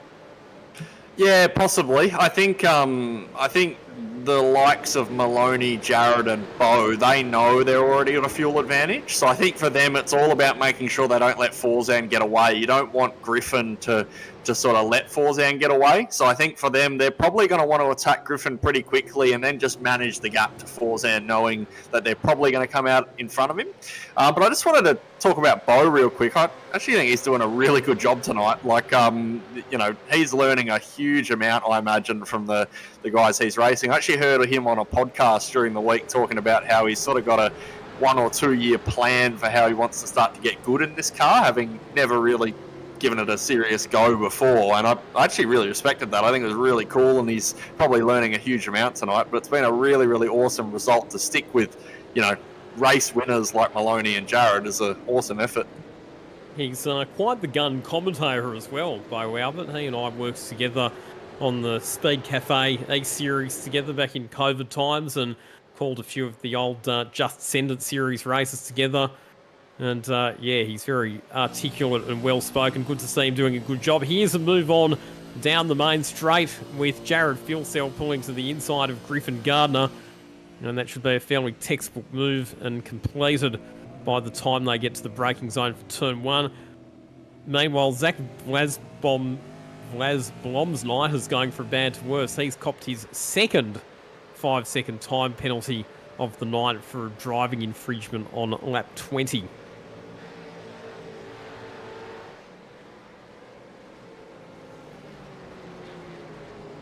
If race winds down, Jake, I guess, you know, you start to focus on the season ahead, the form that Jared's been in. I guess it's no surprise. He's a good steerer. We've done an inaugural series champion. He's done everything right in this quali series, but you know, there's no doubt he's going to be a real threat come the 2024 season. Is that something that you guys at CTR or yourself have thought about, knowing that you're probably going to have to deal with him throughout the year? Oh, well, you got to deal with Jared every year. We've been doing it for 10 years now. So Jared's always quick. You know, he's always going to be there. I think this quali series is going to be really good for Jared, because not that he really needs a confidence boost. I'm sure that, you know, the many championships and dominant years he's had over the last 10 years is confidence enough. But he did have a rough year last year. He did have a couple really bad moments. So I think rolling into this series against some pretty good competition, like the likes of Maloney and Griffin, they're not slow. So, you know, to come in here and to win 3 races, maybe another tonight, and to clean sweep the whole thing, I think it'll be a huge wad of confidence for him. I think he's going to be really formidable in those first couple of races of the proper series. For yourself, Jake, have you identified any particular areas that you feel like you need to improve in order to be a title contender? I think it's just making your bad rounds good. I think that's the same with any championship driver. You look at the likes of Jared, the likes of Madison, even James Scott last year did a really good job of this, but making sure that when you have a bad day, you still bring the car home in 4th or 5th or 6th. For me, it's last year in particular, for the whole first half of the year, I was really at the pointy end of the championship, but I just had, went to, I think it was Belle Isle and finished 28th and 32nd and stuff like that, and that just murders you. There's no drop rounds in these series, so you have one of those rounds and it's pretty much unrecoverable. So I think as a championship driver, what you really need to be able to do is just make sure that you make the most of your bad days. It's kind of weird. You think championships are about winning races, but I actually think they're about not losing them, as silly as that sounds. That was where Madison Down was particularly effective last year, because even if he was struggling at an event, he'd always find a way of salvaging points. We saw some of the other drivers were probably a bit quicker than Madison at some of the events, particularly the likes of James Scott. And, even Brady Myers probably had his measure at some rounds as well. But those drivers, James Scott in particular, we saw some strategic errors at a few rounds, and that cost him a lot of points. So that was where Madison was really able to maximise the advantage, and be interesting to see who his main rivals are in the title. We know that you're going to be strong again, Jake. We know that Brady Myers will be up there, Jared Filsell, James Scott, all going to be contenders. Ethan Grigolt's another one who is going to be in the conversation as well. Then you've got some other guys who showed some really impressive glimpses of form last year, like Luke Rosella, who won the Sandown 500. Let's see if they can take the next step towards becoming more regular front runners and threatening for the title. Yeah, just as a side note, that move Connor Nixon just made on Richard Hampstead got him into the top 20. So that's a huge pass for him. So, yeah, it sure is. Connor Nixon needs to keep marching forward here, because Andre Youssef is only a few spots back. So if Connor Nixon keeps making up spots, Andre Youssef needs to as well. At the moment, there's just 4 points difference between those two drivers. So we suspected that there was going to be a bit of tension in this battle for 20th, and that's certainly how it's playing out at the moment, because Nixon's there at the moment. But if Andre Youssef could get past Brady Baldwin and or Richard Hampstead, he'd add some more points to his tally, which would mean that Connor Nixon would have to make up some more spots to secure his spot in the top 20. So like I said, this is going to come right down to the wire. We have got 20 laps to go, still another round of pit stops to take place as well. Isn't it great that it's a short qualifying series, only 4 rounds, but for it to come down to the last race and the final laps where you just don't know whether you're going to make the qualifying bubble or not, I mean, that really steps it up a notch, and would imagine get the butterflies going inside, because you know that every position can make or break you. So really, really big that what's happening now. And that was a move up the inside. That was Brady Baldwin on Richard Hampstead. So Brady Baldwin's another one of the drivers in that group that's right on the bubble as well. He can't afford to be falling backwards. So that's a pretty critical pass there for Brady Baldwin to add some more points to his tally. And nothing to take away from Brady, but we saw that Hampstead pitted reasonably early too compared to a lot of the other people. So I wonder if it's at a point now where it's starting to hurt his tyres and he'll start thinking about that next pit stop, because there is still quite a number of drivers that he's just in front of him that he can stay in touch with, and a pit stop might change all that. As we check out this 3 play. Drive up the inside, just went a little bit deep under brakes, had to run wide. Thankfully there was no contact, but no harm, no foul, and he just push on now. Good thing that there's a generous runoff down there at turn number 1, because we've seen a few drivers do that tonight where they've just gone a bit too deep into that first corner. And fortunately that runoff area means that they're generally able to recover fairly easily and continue on without heading out into the gravel trap or into the wall, as we see. This is Jared Filsell down the inside, and he's gone a bit too deep there. This is the battle for the lead with Forza El Nabi. And it looks like he had the move done there, but couldn't pull it up. And again, another driver having to use that runoff area at turn number 1. was a bit of a late dive. I was just about to say, it looks like Jared's playing with his food a little bit. I didn't think it was going to be too much longer before he had a bit of a dive, and he threw it in there at the last second, didn't quite pull it up, but, you know, at the end of the day, he's still close enough now. But it's a nice little battle between it's nice and close for the 4 or 5 guys that are just in shot now. A couple of laps difference on tyres, not too much to crow about, but I think Jared will be pretty cruisy here, and he may even get him next time down the front straight away. All building up towards this last round of pit stops, isn't it? Which mustn't be too far away. In fact, we've already got a few drivers coming in for their second stop. Zach Vlasblom has come in for his second stop. Kenneth Latter, Brian Borg. And we're suspecting that probably within the next 3 or 4 laps, a lot of others will join them in taking their final stop. Here is the onboard shot from Jared Filsell. He came from a long way back. And to his credit, he almost pulled it up, but rather than pinching a brake and flat spotting a tyre, he elected to get out of it, head to the runoff area, and just ease back in behind Forzen El Nabi. Here we go again. This is take 2. Once again, Filsell in the slipstream. This time decides that he's not going to come from that far back and stays in behind El Nabi for the time being. Good little puck here going on, isn't it? Like, it's what's all happening between these. They know that they're pretty much safe with the points that they're at, but they can afford to have a little bit of a play and just a bit of a dive on each other. We just check this replay again. Looks fairly so. Oh, big wiggle! Oh, right in front of his teammate too. That's hold your breath stuff. That was Jacob O'Reilly, and fortunately for him, he was able to gather it up and get back on, but he has lost a spot to Zach Rattray White as a result of that indiscretion.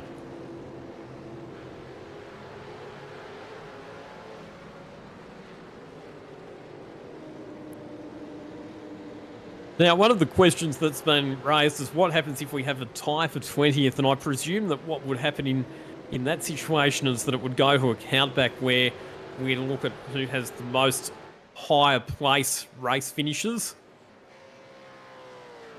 I'll just check that one for you, mate. Give me a second.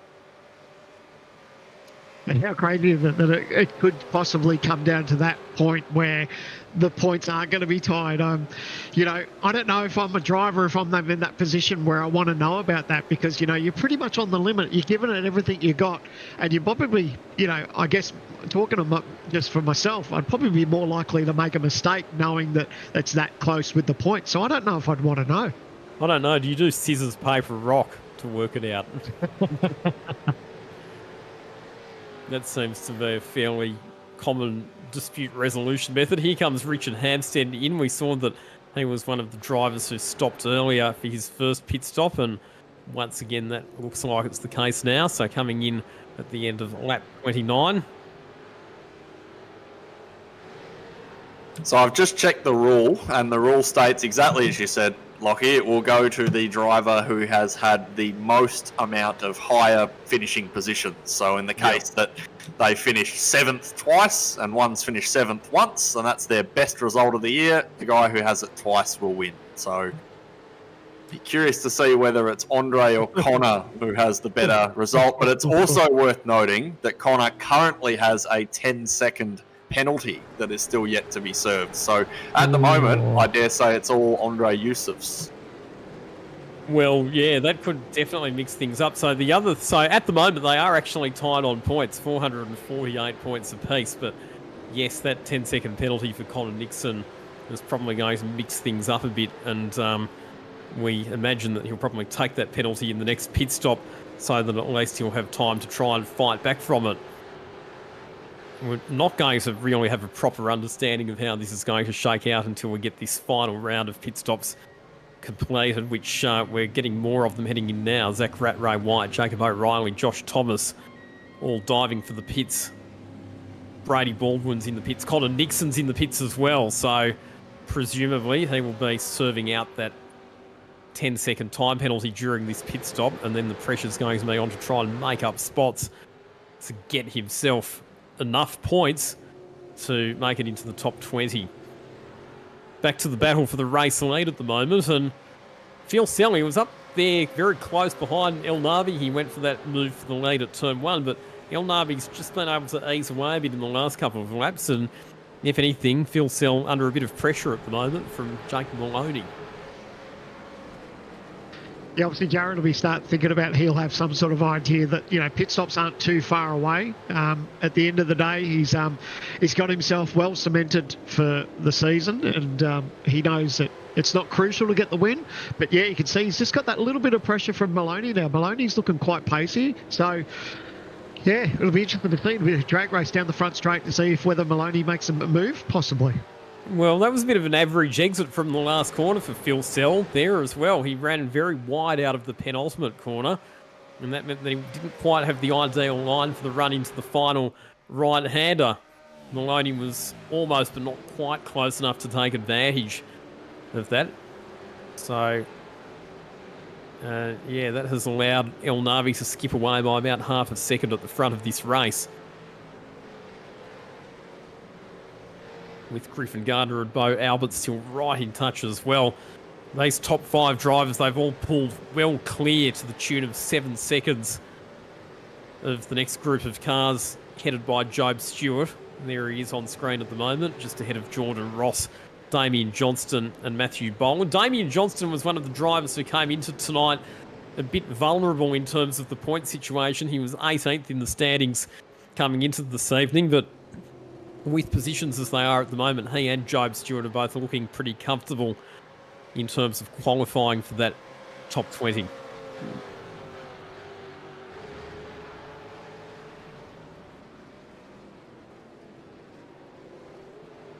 So Damien Johnston's position stand at the moment, he's actually on target to come 14th in the qualifying series, which would be a gain of four spots from where he came into the round.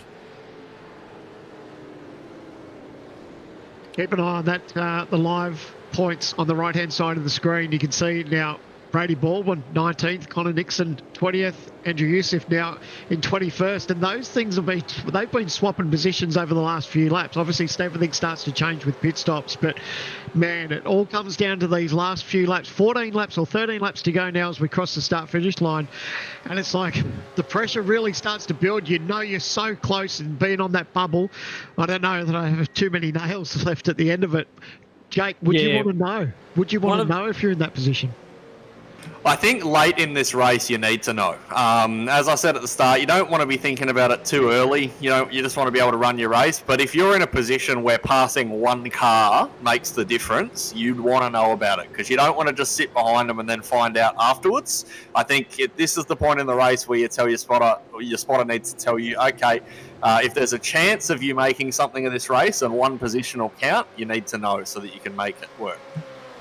One of the complications, though, is that Connor Nixon did not serve that 10-second penalty in that pit stop. So that penalty is going to have to be added onto his time at the end of the race now, because there's no pit stops left.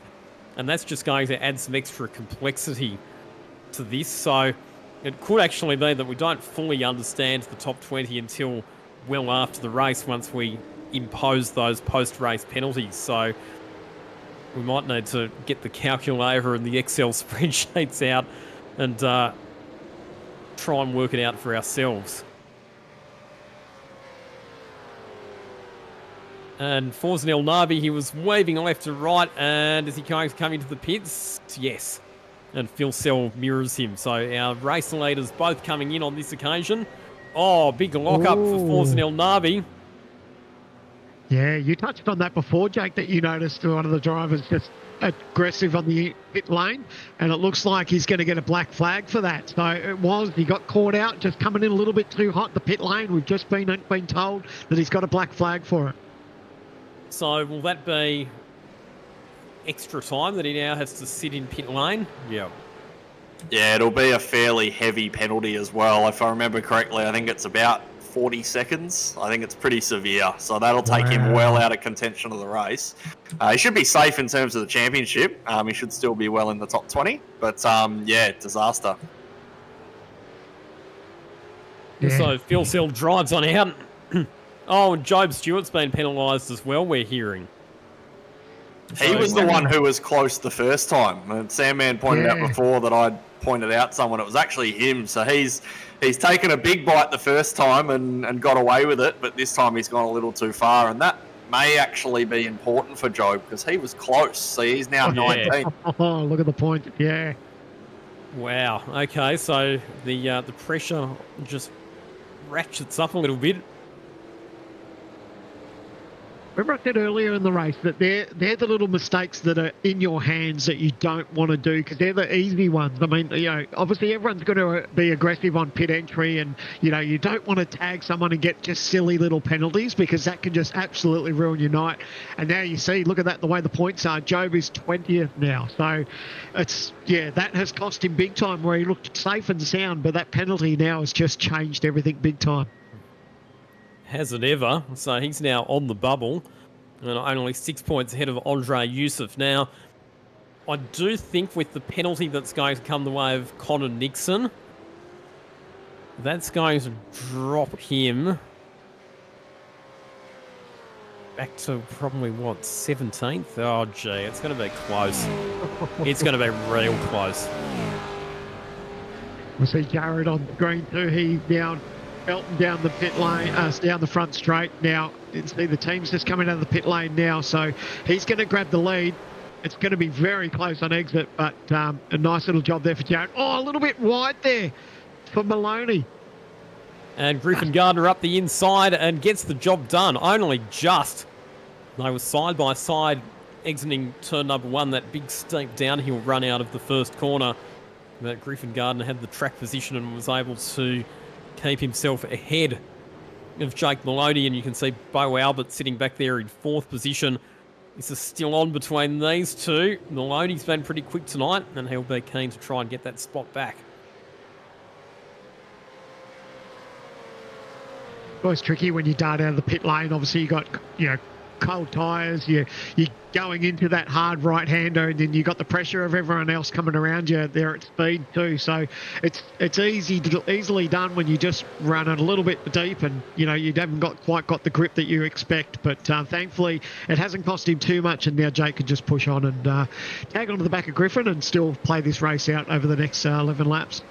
So those stop-go penalties were very costly. So just to give you an idea, we know that Forza El Nabi was the race leader as he came into the pits. That penalty has dropped him all the way down to 18th position, with everybody now having completed their second pit stops. And Job Stewart, who was comfortably in the top 10, now sits in 21st position in the race. Now that those second pit stops are complete, we do have a bit of a corrected points tally. So Job Stewart, 19th, just 2 points ahead of Connor Nixon, who is another 6 points ahead of Andre Yusuf. But I still reckon that penalty that is going to come the way of Connor Nixon probably drop him. He's 13th at the moment. There are, what have we got? 3 cars that are within 10 seconds of him at the moment. So that probably puts him back to 16th. And I think that will probably be an advantage Andre Yusuf, because there's an 8-point difference. And I think those 3 positions that he's going to lose will probably cost him more than 8 points. But the other complexity in all of this is that you've now got some fast drivers like Forza El Nabi and Job Stewart, who are going to be on the comeback trail after those penalties. They're going to make up spots. They're going to change the order of this race, and they could potentially get in between Connor Nixon and Andre Yusuf. So that's the other thing that is potentially going to pollute the point situation here. It's incredible you touching on all that information that we may not know coming into the last lap who's safe and who's not. Like, that's how close it is for some of these people. So, and still don't rule out, any altercations between some drivers. If it starts to get a little bit racy between someone locks a brake and tags the back of someone else, that could be a penalty. So there's still so much that can play out, and you've just got to be mindful of the things you can control. Obviously the pit lane speeding penalty, that's something that's sort of in your control. It's easy to do, but it's those little 1%ers that you just really got to make sure that you try not to make those mistakes. Unfortunately, it's caught a couple of people out, but you don't want to do anything else silly as we got 9 laps to go. Probably the other point that I should make as well. We haven't seen an appearance from the Logitech G Aston Martin GT4 safety car tonight, but if the safety car was to come out due to a late incident to bunch the field up, that obviously compounds the impact of the time penalty because it bunches everybody up, and it means that the number of positions that you lose with that penalty is going to be much higher than if the field is spread out. So the thing that Connor Nixon absolutely does not want, cannot afford at the moment, is for there to be a safety car. And that's why I would be in his ear to have that penalty served under race conditions, because like you said, a late race caution and your race is cooked. And when you're trying to hold on to the bubble, I think it's important that you get that penalty. You know you're going to serve it anyway. Serve it on the track, then you know that if there does happen to be a safety car, it can actually work in your favour where you could leapfrog a few cars if the field's all bunched up. The battles are continuing. We're looking at the battle for 6th at the moment. Zach Rattray White, Matthew Bongwood, Jacob O'Reilly, Damien Johnston and Josh Thomas.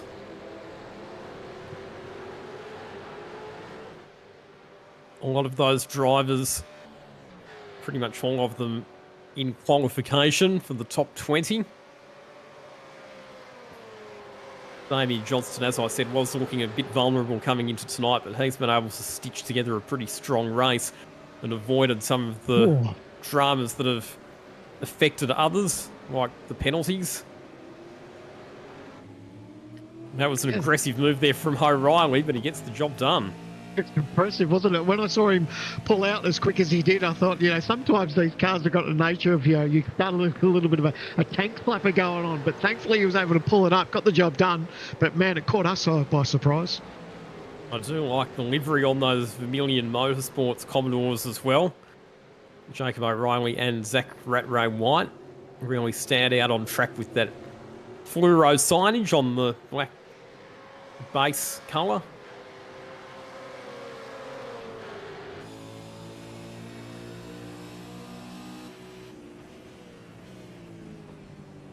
Something else I was just thinking with regards to Connor Nixon, we actually had, if I remember correctly, a instance in the main series last year where I think it was actually Jared. I could be wrong, I'll happily be corrected, but we actually had an instance where an in-race penalty was given, and Jared didn't serve it in the race and then appealed it and got it revoked.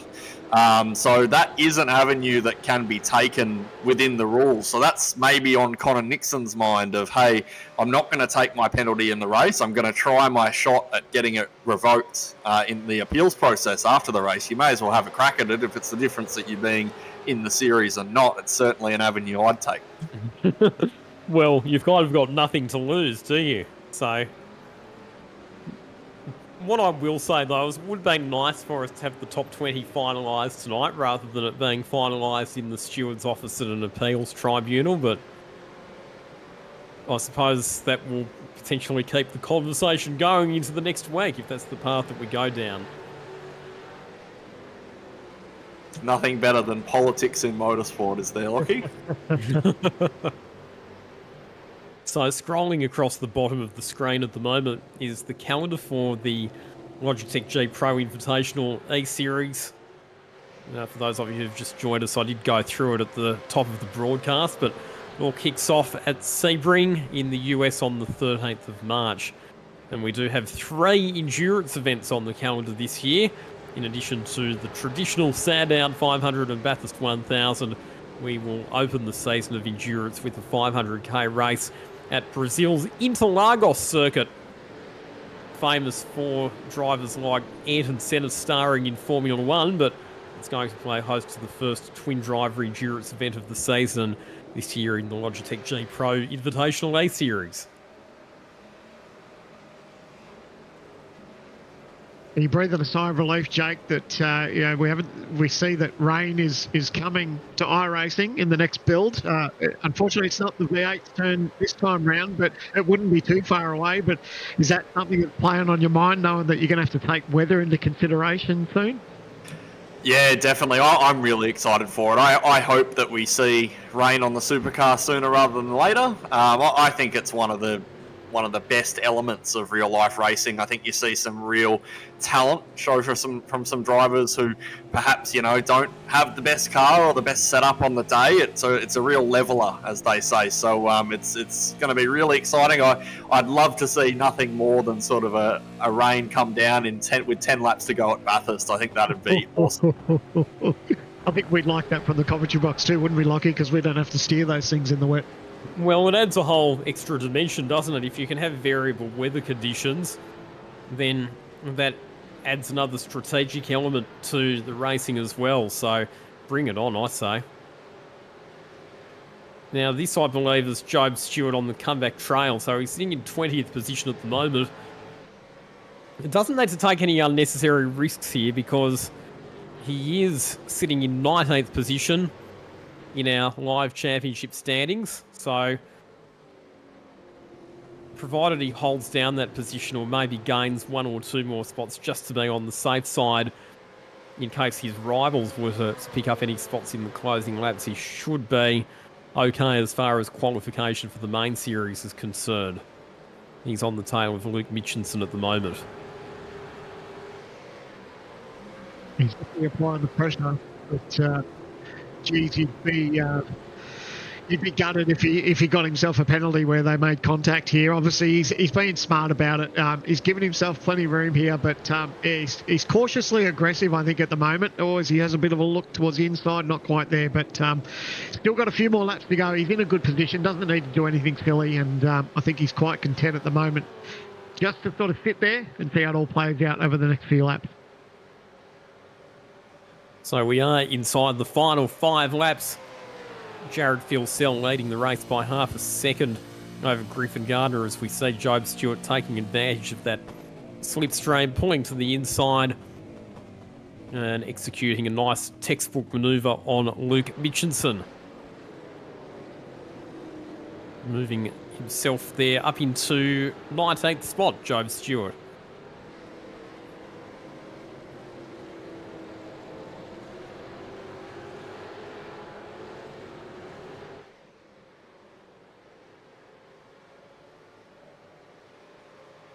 Well, yet again, Jared's had another reasonably cruisy night. He hasn't led every lap, but it's been quite comfortable for him. I think he's just been in control. He's always been there or thereabouts tonight, and he looks in his mirror and he can see that it looks like Griffin Gardner is thinking about a move on Jake, but then right there is Bo Albert too. So these three that'll start mixing it up with each other. That takes the pressure off Jared. You know, obviously he doesn't have to win tonight, but it's always fun when you can chalk up another win and go for the clean sweep in the qualifying series. But he'll be happy when he starts looking in his rearview mirror and sees the people behind him starting to battle it out a little bit. Now, one of the interesting things here, and I know that it's not super critical, but if we look at the top of the standings in the qualifying series, we know that Jared Filsell is comfortably going to win it, as we see Bo Albert getting down the inside of Griffin Gardner, but runs wide on the exit, allowing Gardner to do the switchback. But Bo Albert will have the inside for the next right-hander, and this side-by-side battle between these two will continue. This is for the final spot on the podium. Albert to the inside. Gardner trying to switch back. What a great battle this is between these two in the closing laps. Gardner trying to get back down the inside. They'll run side by side. It's still not resolved yet between these two. And I think, yes, Bo Albert finally manages to complete the move, but he'll have to defend here because Gardner will be looking for the switchback and the good exit out of the final corner. What a great demonstration of clean, hard but fair racing between those two. That was brilliant. And look at the gap that they've lost now to Maloney that was in front of them. So just them battling as hard as they were, they gave each other so much room, really good sportsmanship. It's still not over now. It's a drag race with the draft now. Side by side as they go. Oh, a little bit of side by side action there. Just a bit of a door handle to door handle kiss just to let each other know that they're having it. Oh, he's gone out deep. He's going to run wide. So Gardner now just went in a little bit deep and now has given all that ground. Wow, well, these guys just mucking around. That was really good into the braking zone, but man, just lost a little bit of space there to Bo Albert now for Griffin Gardner. He had a big head of steam heading into turn one because he had the slipstream of Bo Albert, who defended to the inside. Gardner pulled to the outside, but he was probably carrying a bit more speed than perhaps he was expecting on the run into turn one, which meant that he would have had to brake a bit earlier And as a result, if he braked at his normal braking marker, it would have been too late. And as a result, he's fired off at turn number 1. Now, back to the comment that I was making about the top of the standings. So Forzen El Navi came into this round second. He is going to drop a couple of spots as a result of being buried back in the mid-pack with that penalty. That is going to move Jordan Ross up to second position in this qualifying series, ahead of Bo Albert. So that is going to prove quite costly for Forzen El Navi. I mean, he's still going to be absolutely safe in terms of qualifying for the main series, but a series is a series, and you would have liked to have been in the top 3, and that penalty for El Navi is going to cost him, by the looks of it, a top 3 spot within this series.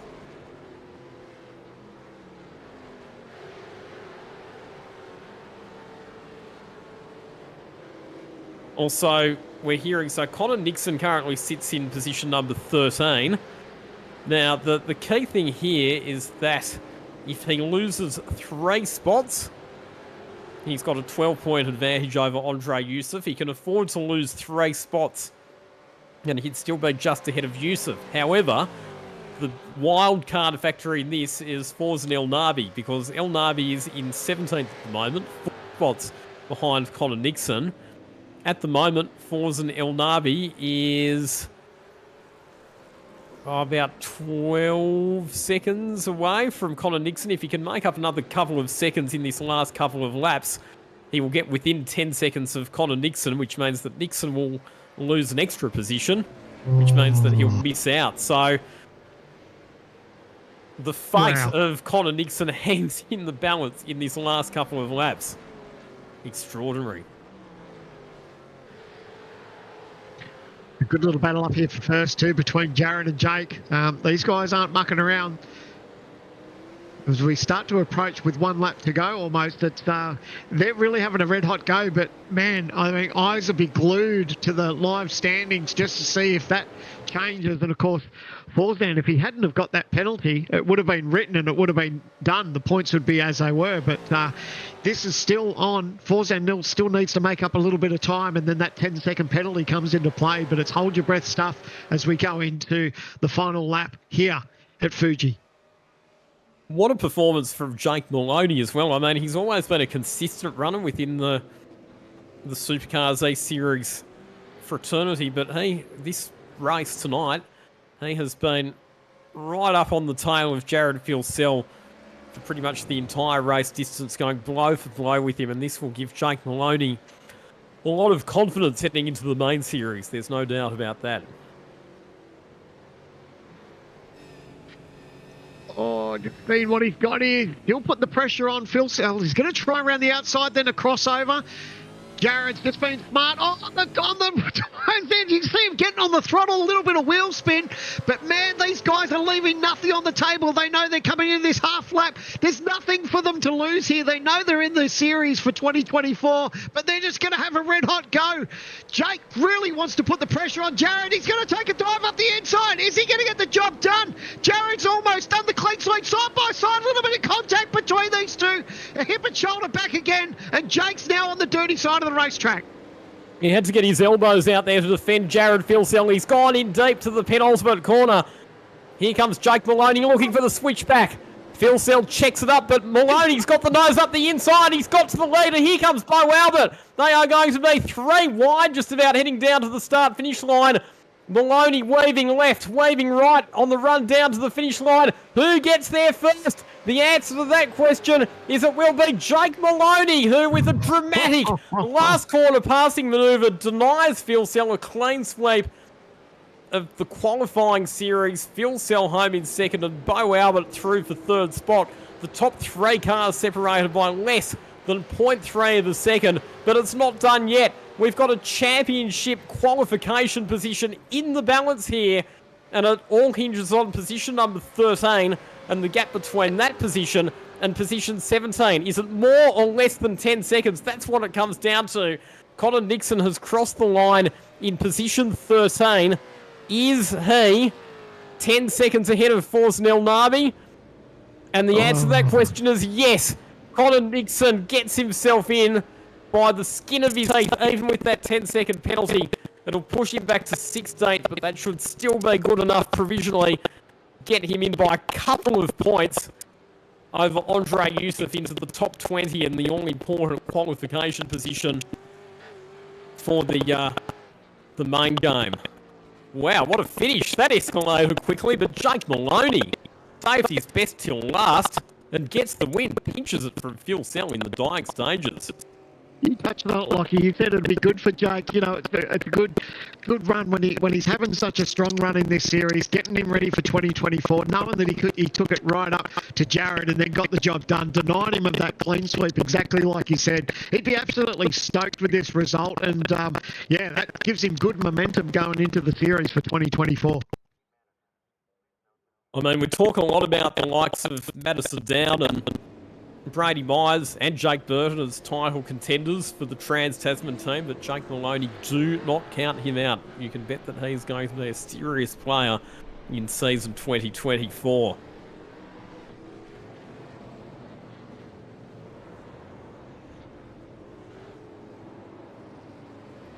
Down.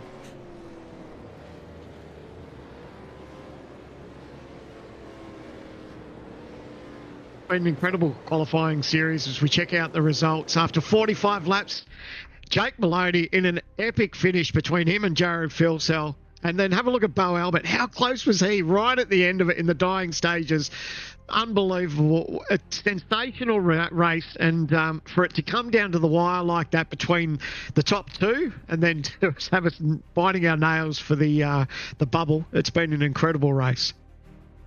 It sure has. But some excellent overtaking there. The move from Maloney on Phil Sell on the last lap. The lap before that, we saw Bo Albert setting up and putting a brilliant switchback manoeuvre on Griffin Gardner. That was a battle that went on for a couple of corners and was ultimately resolved in favour of Bo Albert for the final spot on the podium. We're hearing that when we get to the live standings that we might actually have a couple of drivers tied on points for 20th, so we'll have to go back and do that countback situation that we talked about earlier. Let's have a look at your championship standings. Jared Filsell by 110 points over Jordan Ross. Bo Albert moving up into the top three in the standings with his fine performance tonight. Forza El Nabi with that penalty drops from second to fourth. Jake Maloney came into the night seventh but moves up to fifth by virtue of that victory. And then it's Jacob O'Reilly, Sean McNamara, Matthew Boland, Zach Rattray White and Griffin Gardner rounding out your top 10. This is where it gets interesting. These are the drivers who will qualify for your Pro Invitational A Series. Josh Thomas, Richard Hampstead, Teo Sereno, Ian Ford, Damien Johnston, Hayden Veld, Kurt Stenborg, Brady Baldwin and Job Stewart. We know that those drivers are all safely in, but Andre Yusuf and Connor Nixon, we believe, provisionally are tied on points, 448 points apiece.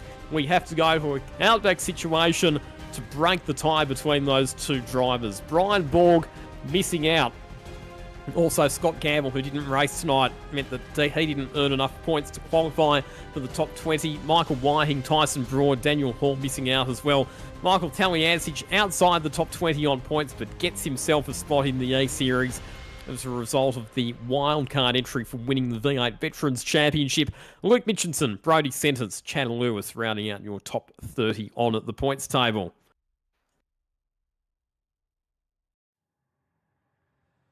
Oh, wow. Okay. Oh, so they're saying that he's made contact with Phil Sell in the last corner.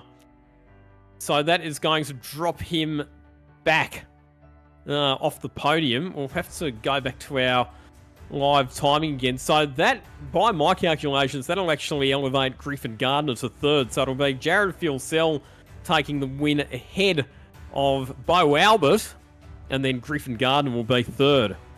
Ooh. And speaking of our podium finishers, we've got them now. We'll start off with our third place finisher tonight, Griffin Gardner, coming home in position number 3 and also comfortably securing himself a spot in at the Logitech G Pro Invitational E-Series. Griffin, good race tonight, mate, and especially a great battle with Bo Albert in those closing laps. Yeah, it was running a good race. Was looking good in the last stint, but it was just a setup. We were on a lot lower wing than everyone else, so pretty much sitting duck in the middle sector until the straightaway. So it was pretty, just went the wrong direction tonight. In saying that, though, your performances throughout this series must give you plenty of confidence heading into the main game. Yeah, I'm looking forward to it. I think anywhere between 5 and 10 in the championship is definitely there to get. So put a lot of effort into this season. Hopefully we go well. Anybody you'd like to thank who gets it done for you off the track? Just Sean and the whole team at 9.5 for everything they do, and to our sponsors as well at Racecraft, Tony and Race Apparel, RSW Graphics, Racing Years, Prestige Cinematography, and you guys, what you guys do with the broadcast as well. Thank you, Griffin, and congratulations on a fantastic night and a fantastic season. Move on to our second place finisher tonight. He's been one of the big improvers of the qualifying series. Finishes a season best second tonight, secures a top 3 spot in the series standings.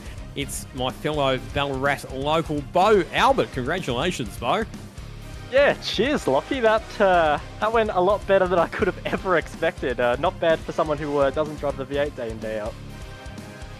Talk us through your night. Obviously, you qualified strongly, and then in the race you were there or thereabouts as well, but the highlight was obviously that terrific battle with Griffin Gardner in the last couple of laps. Yeah, absolutely. I mean, qualifying just sets off your night, totally. So if you get qualifying wrong, as I've done twice this season, it's a tough night. If you get it right, you know you're in for a pretty good night as well. So it's just so dependent on qualifying, which is frustrating, but it was pretty cool to hook that up tonight and get P2 on the grid, first front row ever in a grid of this caliber in a supercar, so that's very cool. But yeah, that fight with Griffin was very, very cool. I did notice a little bit when I was following him in the second stint of the race that he did seem to lose his rear tyres or just lost front tyres or something. Just the grip wasn't quite there towards the end of the stint. So coming into that final run, I knew I had to use that to my advantage. I sort of had a feeling Maloney and Philsell were going to check out just a little bit ahead of me. So I thought P3 was the best we could possibly go for. And yeah, I just had to give it a crack. It's always fun racing Griff, very respectful. I think we both knew there wasn't, there wasn't any point risking such a good result at the end of the race. But yeah, fun to get the elbows out a little bit. I've got Sandman and Jake in the commentary box as well. Any questions for Bo, gents? More just a congratulations, mate. Your pace, it hasn't been a fluke for just tonight. You've had the speed throughout the series and earned yourself a ticket. I mean, it's been really good to see your pace of late, and to get a P2 tonight, that's the icing on the cake, surely. Oh, absolutely. I mean, like I said, the supercar is not a car I've really dedicated, a lot of time to in the past. It's not to say I'm inexperienced in it, so I still have something like 15 starts in another major Premier Series in this car, but over the years, it averages out to maybe 2 or 3 starts a year. So for my experience, I didn't know what to expect coming into this series. It's obviously a very new challenge for me. So to walk away with 2 podiums now is unreal. And of course, it's a shame to see the penalty for Maloney. I haven't looked at the incident, so I don't know whether that's a fair call or not. But yeah, regardless, I wasn't involved in the incident, so I can only take the result. And yeah, second place is one I'll be celebrating tonight. Good stuff, mate. I don't know if Jake's still with us, if he wants to say anything, but yeah, congratulations, mate. I'll hand it over to Jake, see if he's got anything to say. Yeah, I was just going to ask you, mate. I listened to you on Mez's podcast the other day, and you spoke a lot about how you're sort of planning out to take this as sort of a 1 or 2 year kind of experiment and see how you go. So with that in mind, obviously tonight you finished a 1/10 of a second behind a champion in Jared Philsell. So where do you sort of set your expectations for this year now that you're in the series proper? Yeah, well, of course, going into the main series, I know the competition level only ramps up, competing with the likes of Madison Down, yourself, and a whole host of other drivers who are at the very pinnacle of Australian sim racing in this car. So, look, second place tonight is great, but I think it's important to, not pad myself up too much and just realise that, yes, it's a great result, but at the end of the day, there's a lot of work come round 1 at Sebring. So I think realistically, all tonight proves is I deserve a spot in the Pro Series, and that's about it. That's all it proves to me. I deserve to be one of those 40 cars on the grid. Where I deserve to be on the grid, quote unquote, so to say, is, that remains to be seen. Well, that's it, mate. Congratulations, and anyone you'd like to thank before we let you go? Yeah, well, just I'll make a little bit of a somber note to end it off. I want to dedicate tonight's result to my grandpa, who sadly passed away 2 days ago. I know me and him weren't particularly close, but regardless, it's a big hit to the family. And yeah, I just hope that you know, the rest of the family's doing okay, and hopefully, I know it's only a virtual sim race, so in the grand scheme of things, it's you know, it doesn't matter too much, but hopefully a smile can be brought to a couple of family members in what is a very tough time. Well, our condolences, mate. Well, congratulations, and I look forward to racing you next year. So, yeah. All right, thank you very much, guys. See you in round 1 at Sebring. There we go. Bo Albert finishing in second place tonight, and our winner this evening completing a clean sweep of the qualifying series and comfortably earning himself a spot on the grid for the main game. Well done, Jared Philsell. Jared, you had to work for it tonight, but you successfully completed 4 from 4. Yeah, I had to work for that one. Thank you. Yeah, tyres just fell off towards the end there. Untested on low fuel and worn tyres, so yeah, it was a bit of an unknown coming into tonight. So yeah. Talk us through the battle that you had with Jake Maloney in that last lap, which ultimately, obviously, resulted in Jake copping a penalty. Yeah, I was expecting a bomb at the last corner, to be fair. I just tried to hold him on the outside, but I just outbroke myself a little bit. And then yeah, he just got into my bar and pushed me through the corner, and then I had no exit. Yeah, pretty straightforward in my opinion. But it is. Yeah, I saw he was making moves in the last corner. Yeah, interesting. When we look at the qualifying series as a whole, having won all 4 of the races, how much confidence does that give you now to go back to the main series and try and repeat your success of a couple of years ago? Yeah, obviously the top end of this field is still quite stacked. It's just going to probably be double that. Go real racing for the main stuff, so it's just going to be another 10 cars to deal with. So it's going to be pressure's on. Going to have to execute, no mistakes, and see where we end up. I've got Sandman and Jake in the commentary box as well. Gents, any questions for Jared? Jared, it was right down to the wire there. A little bit of pressure. It was some tough racing there. Did you think that? Obviously it got close towards the end. Did you think you're in a chance of, well, I guess missing out on the clean sweep? It didn't really matter at the end because at the end of the day, you did enough throughout the series to get the job done. So it was pretty cruisely regardless. But it was a good little battle. It's just a shame that it came to blows there. Yeah, obviously I would have rather cross the line first, but yeah, rectified that. But no, it was cool. I'd rather have a battle than just be bored out front. So no, it's I don't mind having a battle every now and then. And coming to a racetrack that we don't, I guess, really know a lot about for a supercar around Fuji, what were your thoughts coming into tonight? Did you enjoy that aspect? I don't mind the track itself, to be fair. The car was just a bit difficult to set up. It wasn't.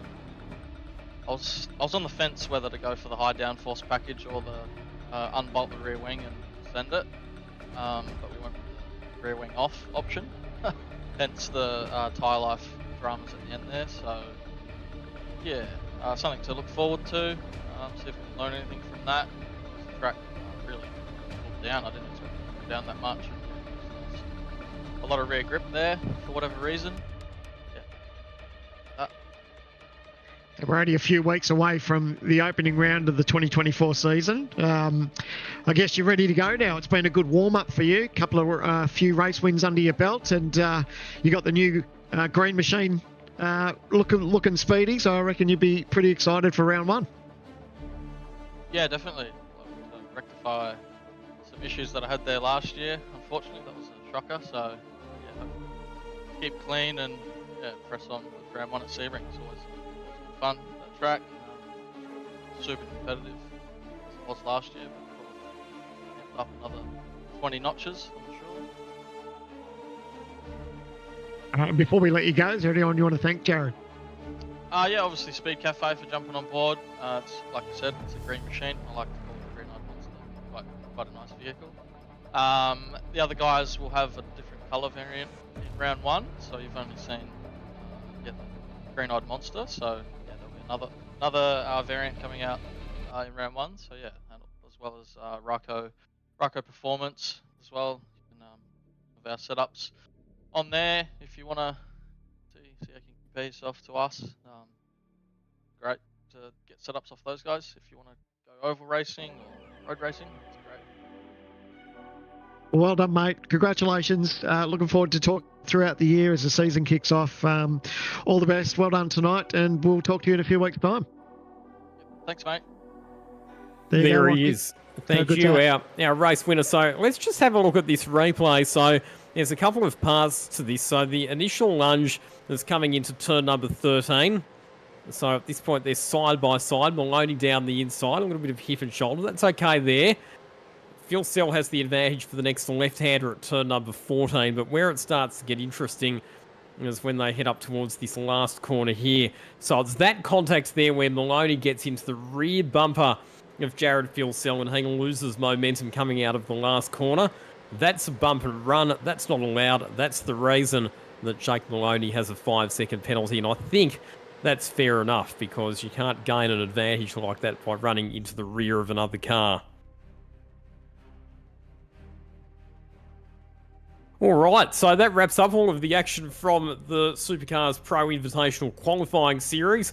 The top 20 yet to be officially confirmed, and we'll be doing that for you on social media and on the website in the coming days. But the top 20 from this series will all be added to the 20 who already qualified by virtue of their championship finishing position from last year's series, and that will give us our 40-car grid for the 2024 edition of the Logitech G Pro Invitational A Series. It all kicks off on Wednesday the 13th of March with the first round happening at Sebring, and you can catch all of the action live right here on SimSpeed TV.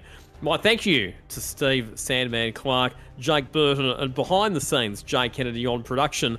On behalf of the entire team, I'm Lockie Mansell. See you next time. Bye for now.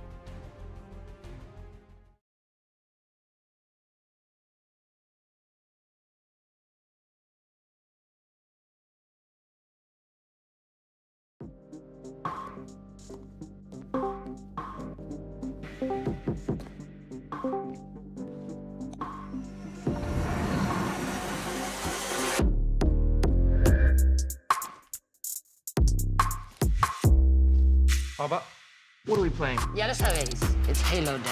Yeah, one sec. He's playing football, isn't he? Chachajo, you know he fancies himself a footballer. Oh, whatever. Look, your love makes me strong, but your hate makes me invincible. All right, let's get on Halo then. Let's go. Ready. Dale.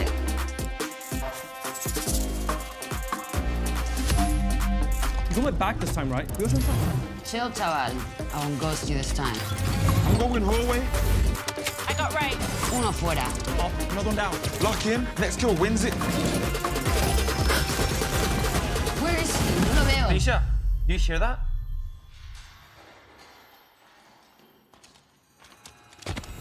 Quick on him, top left. Bet.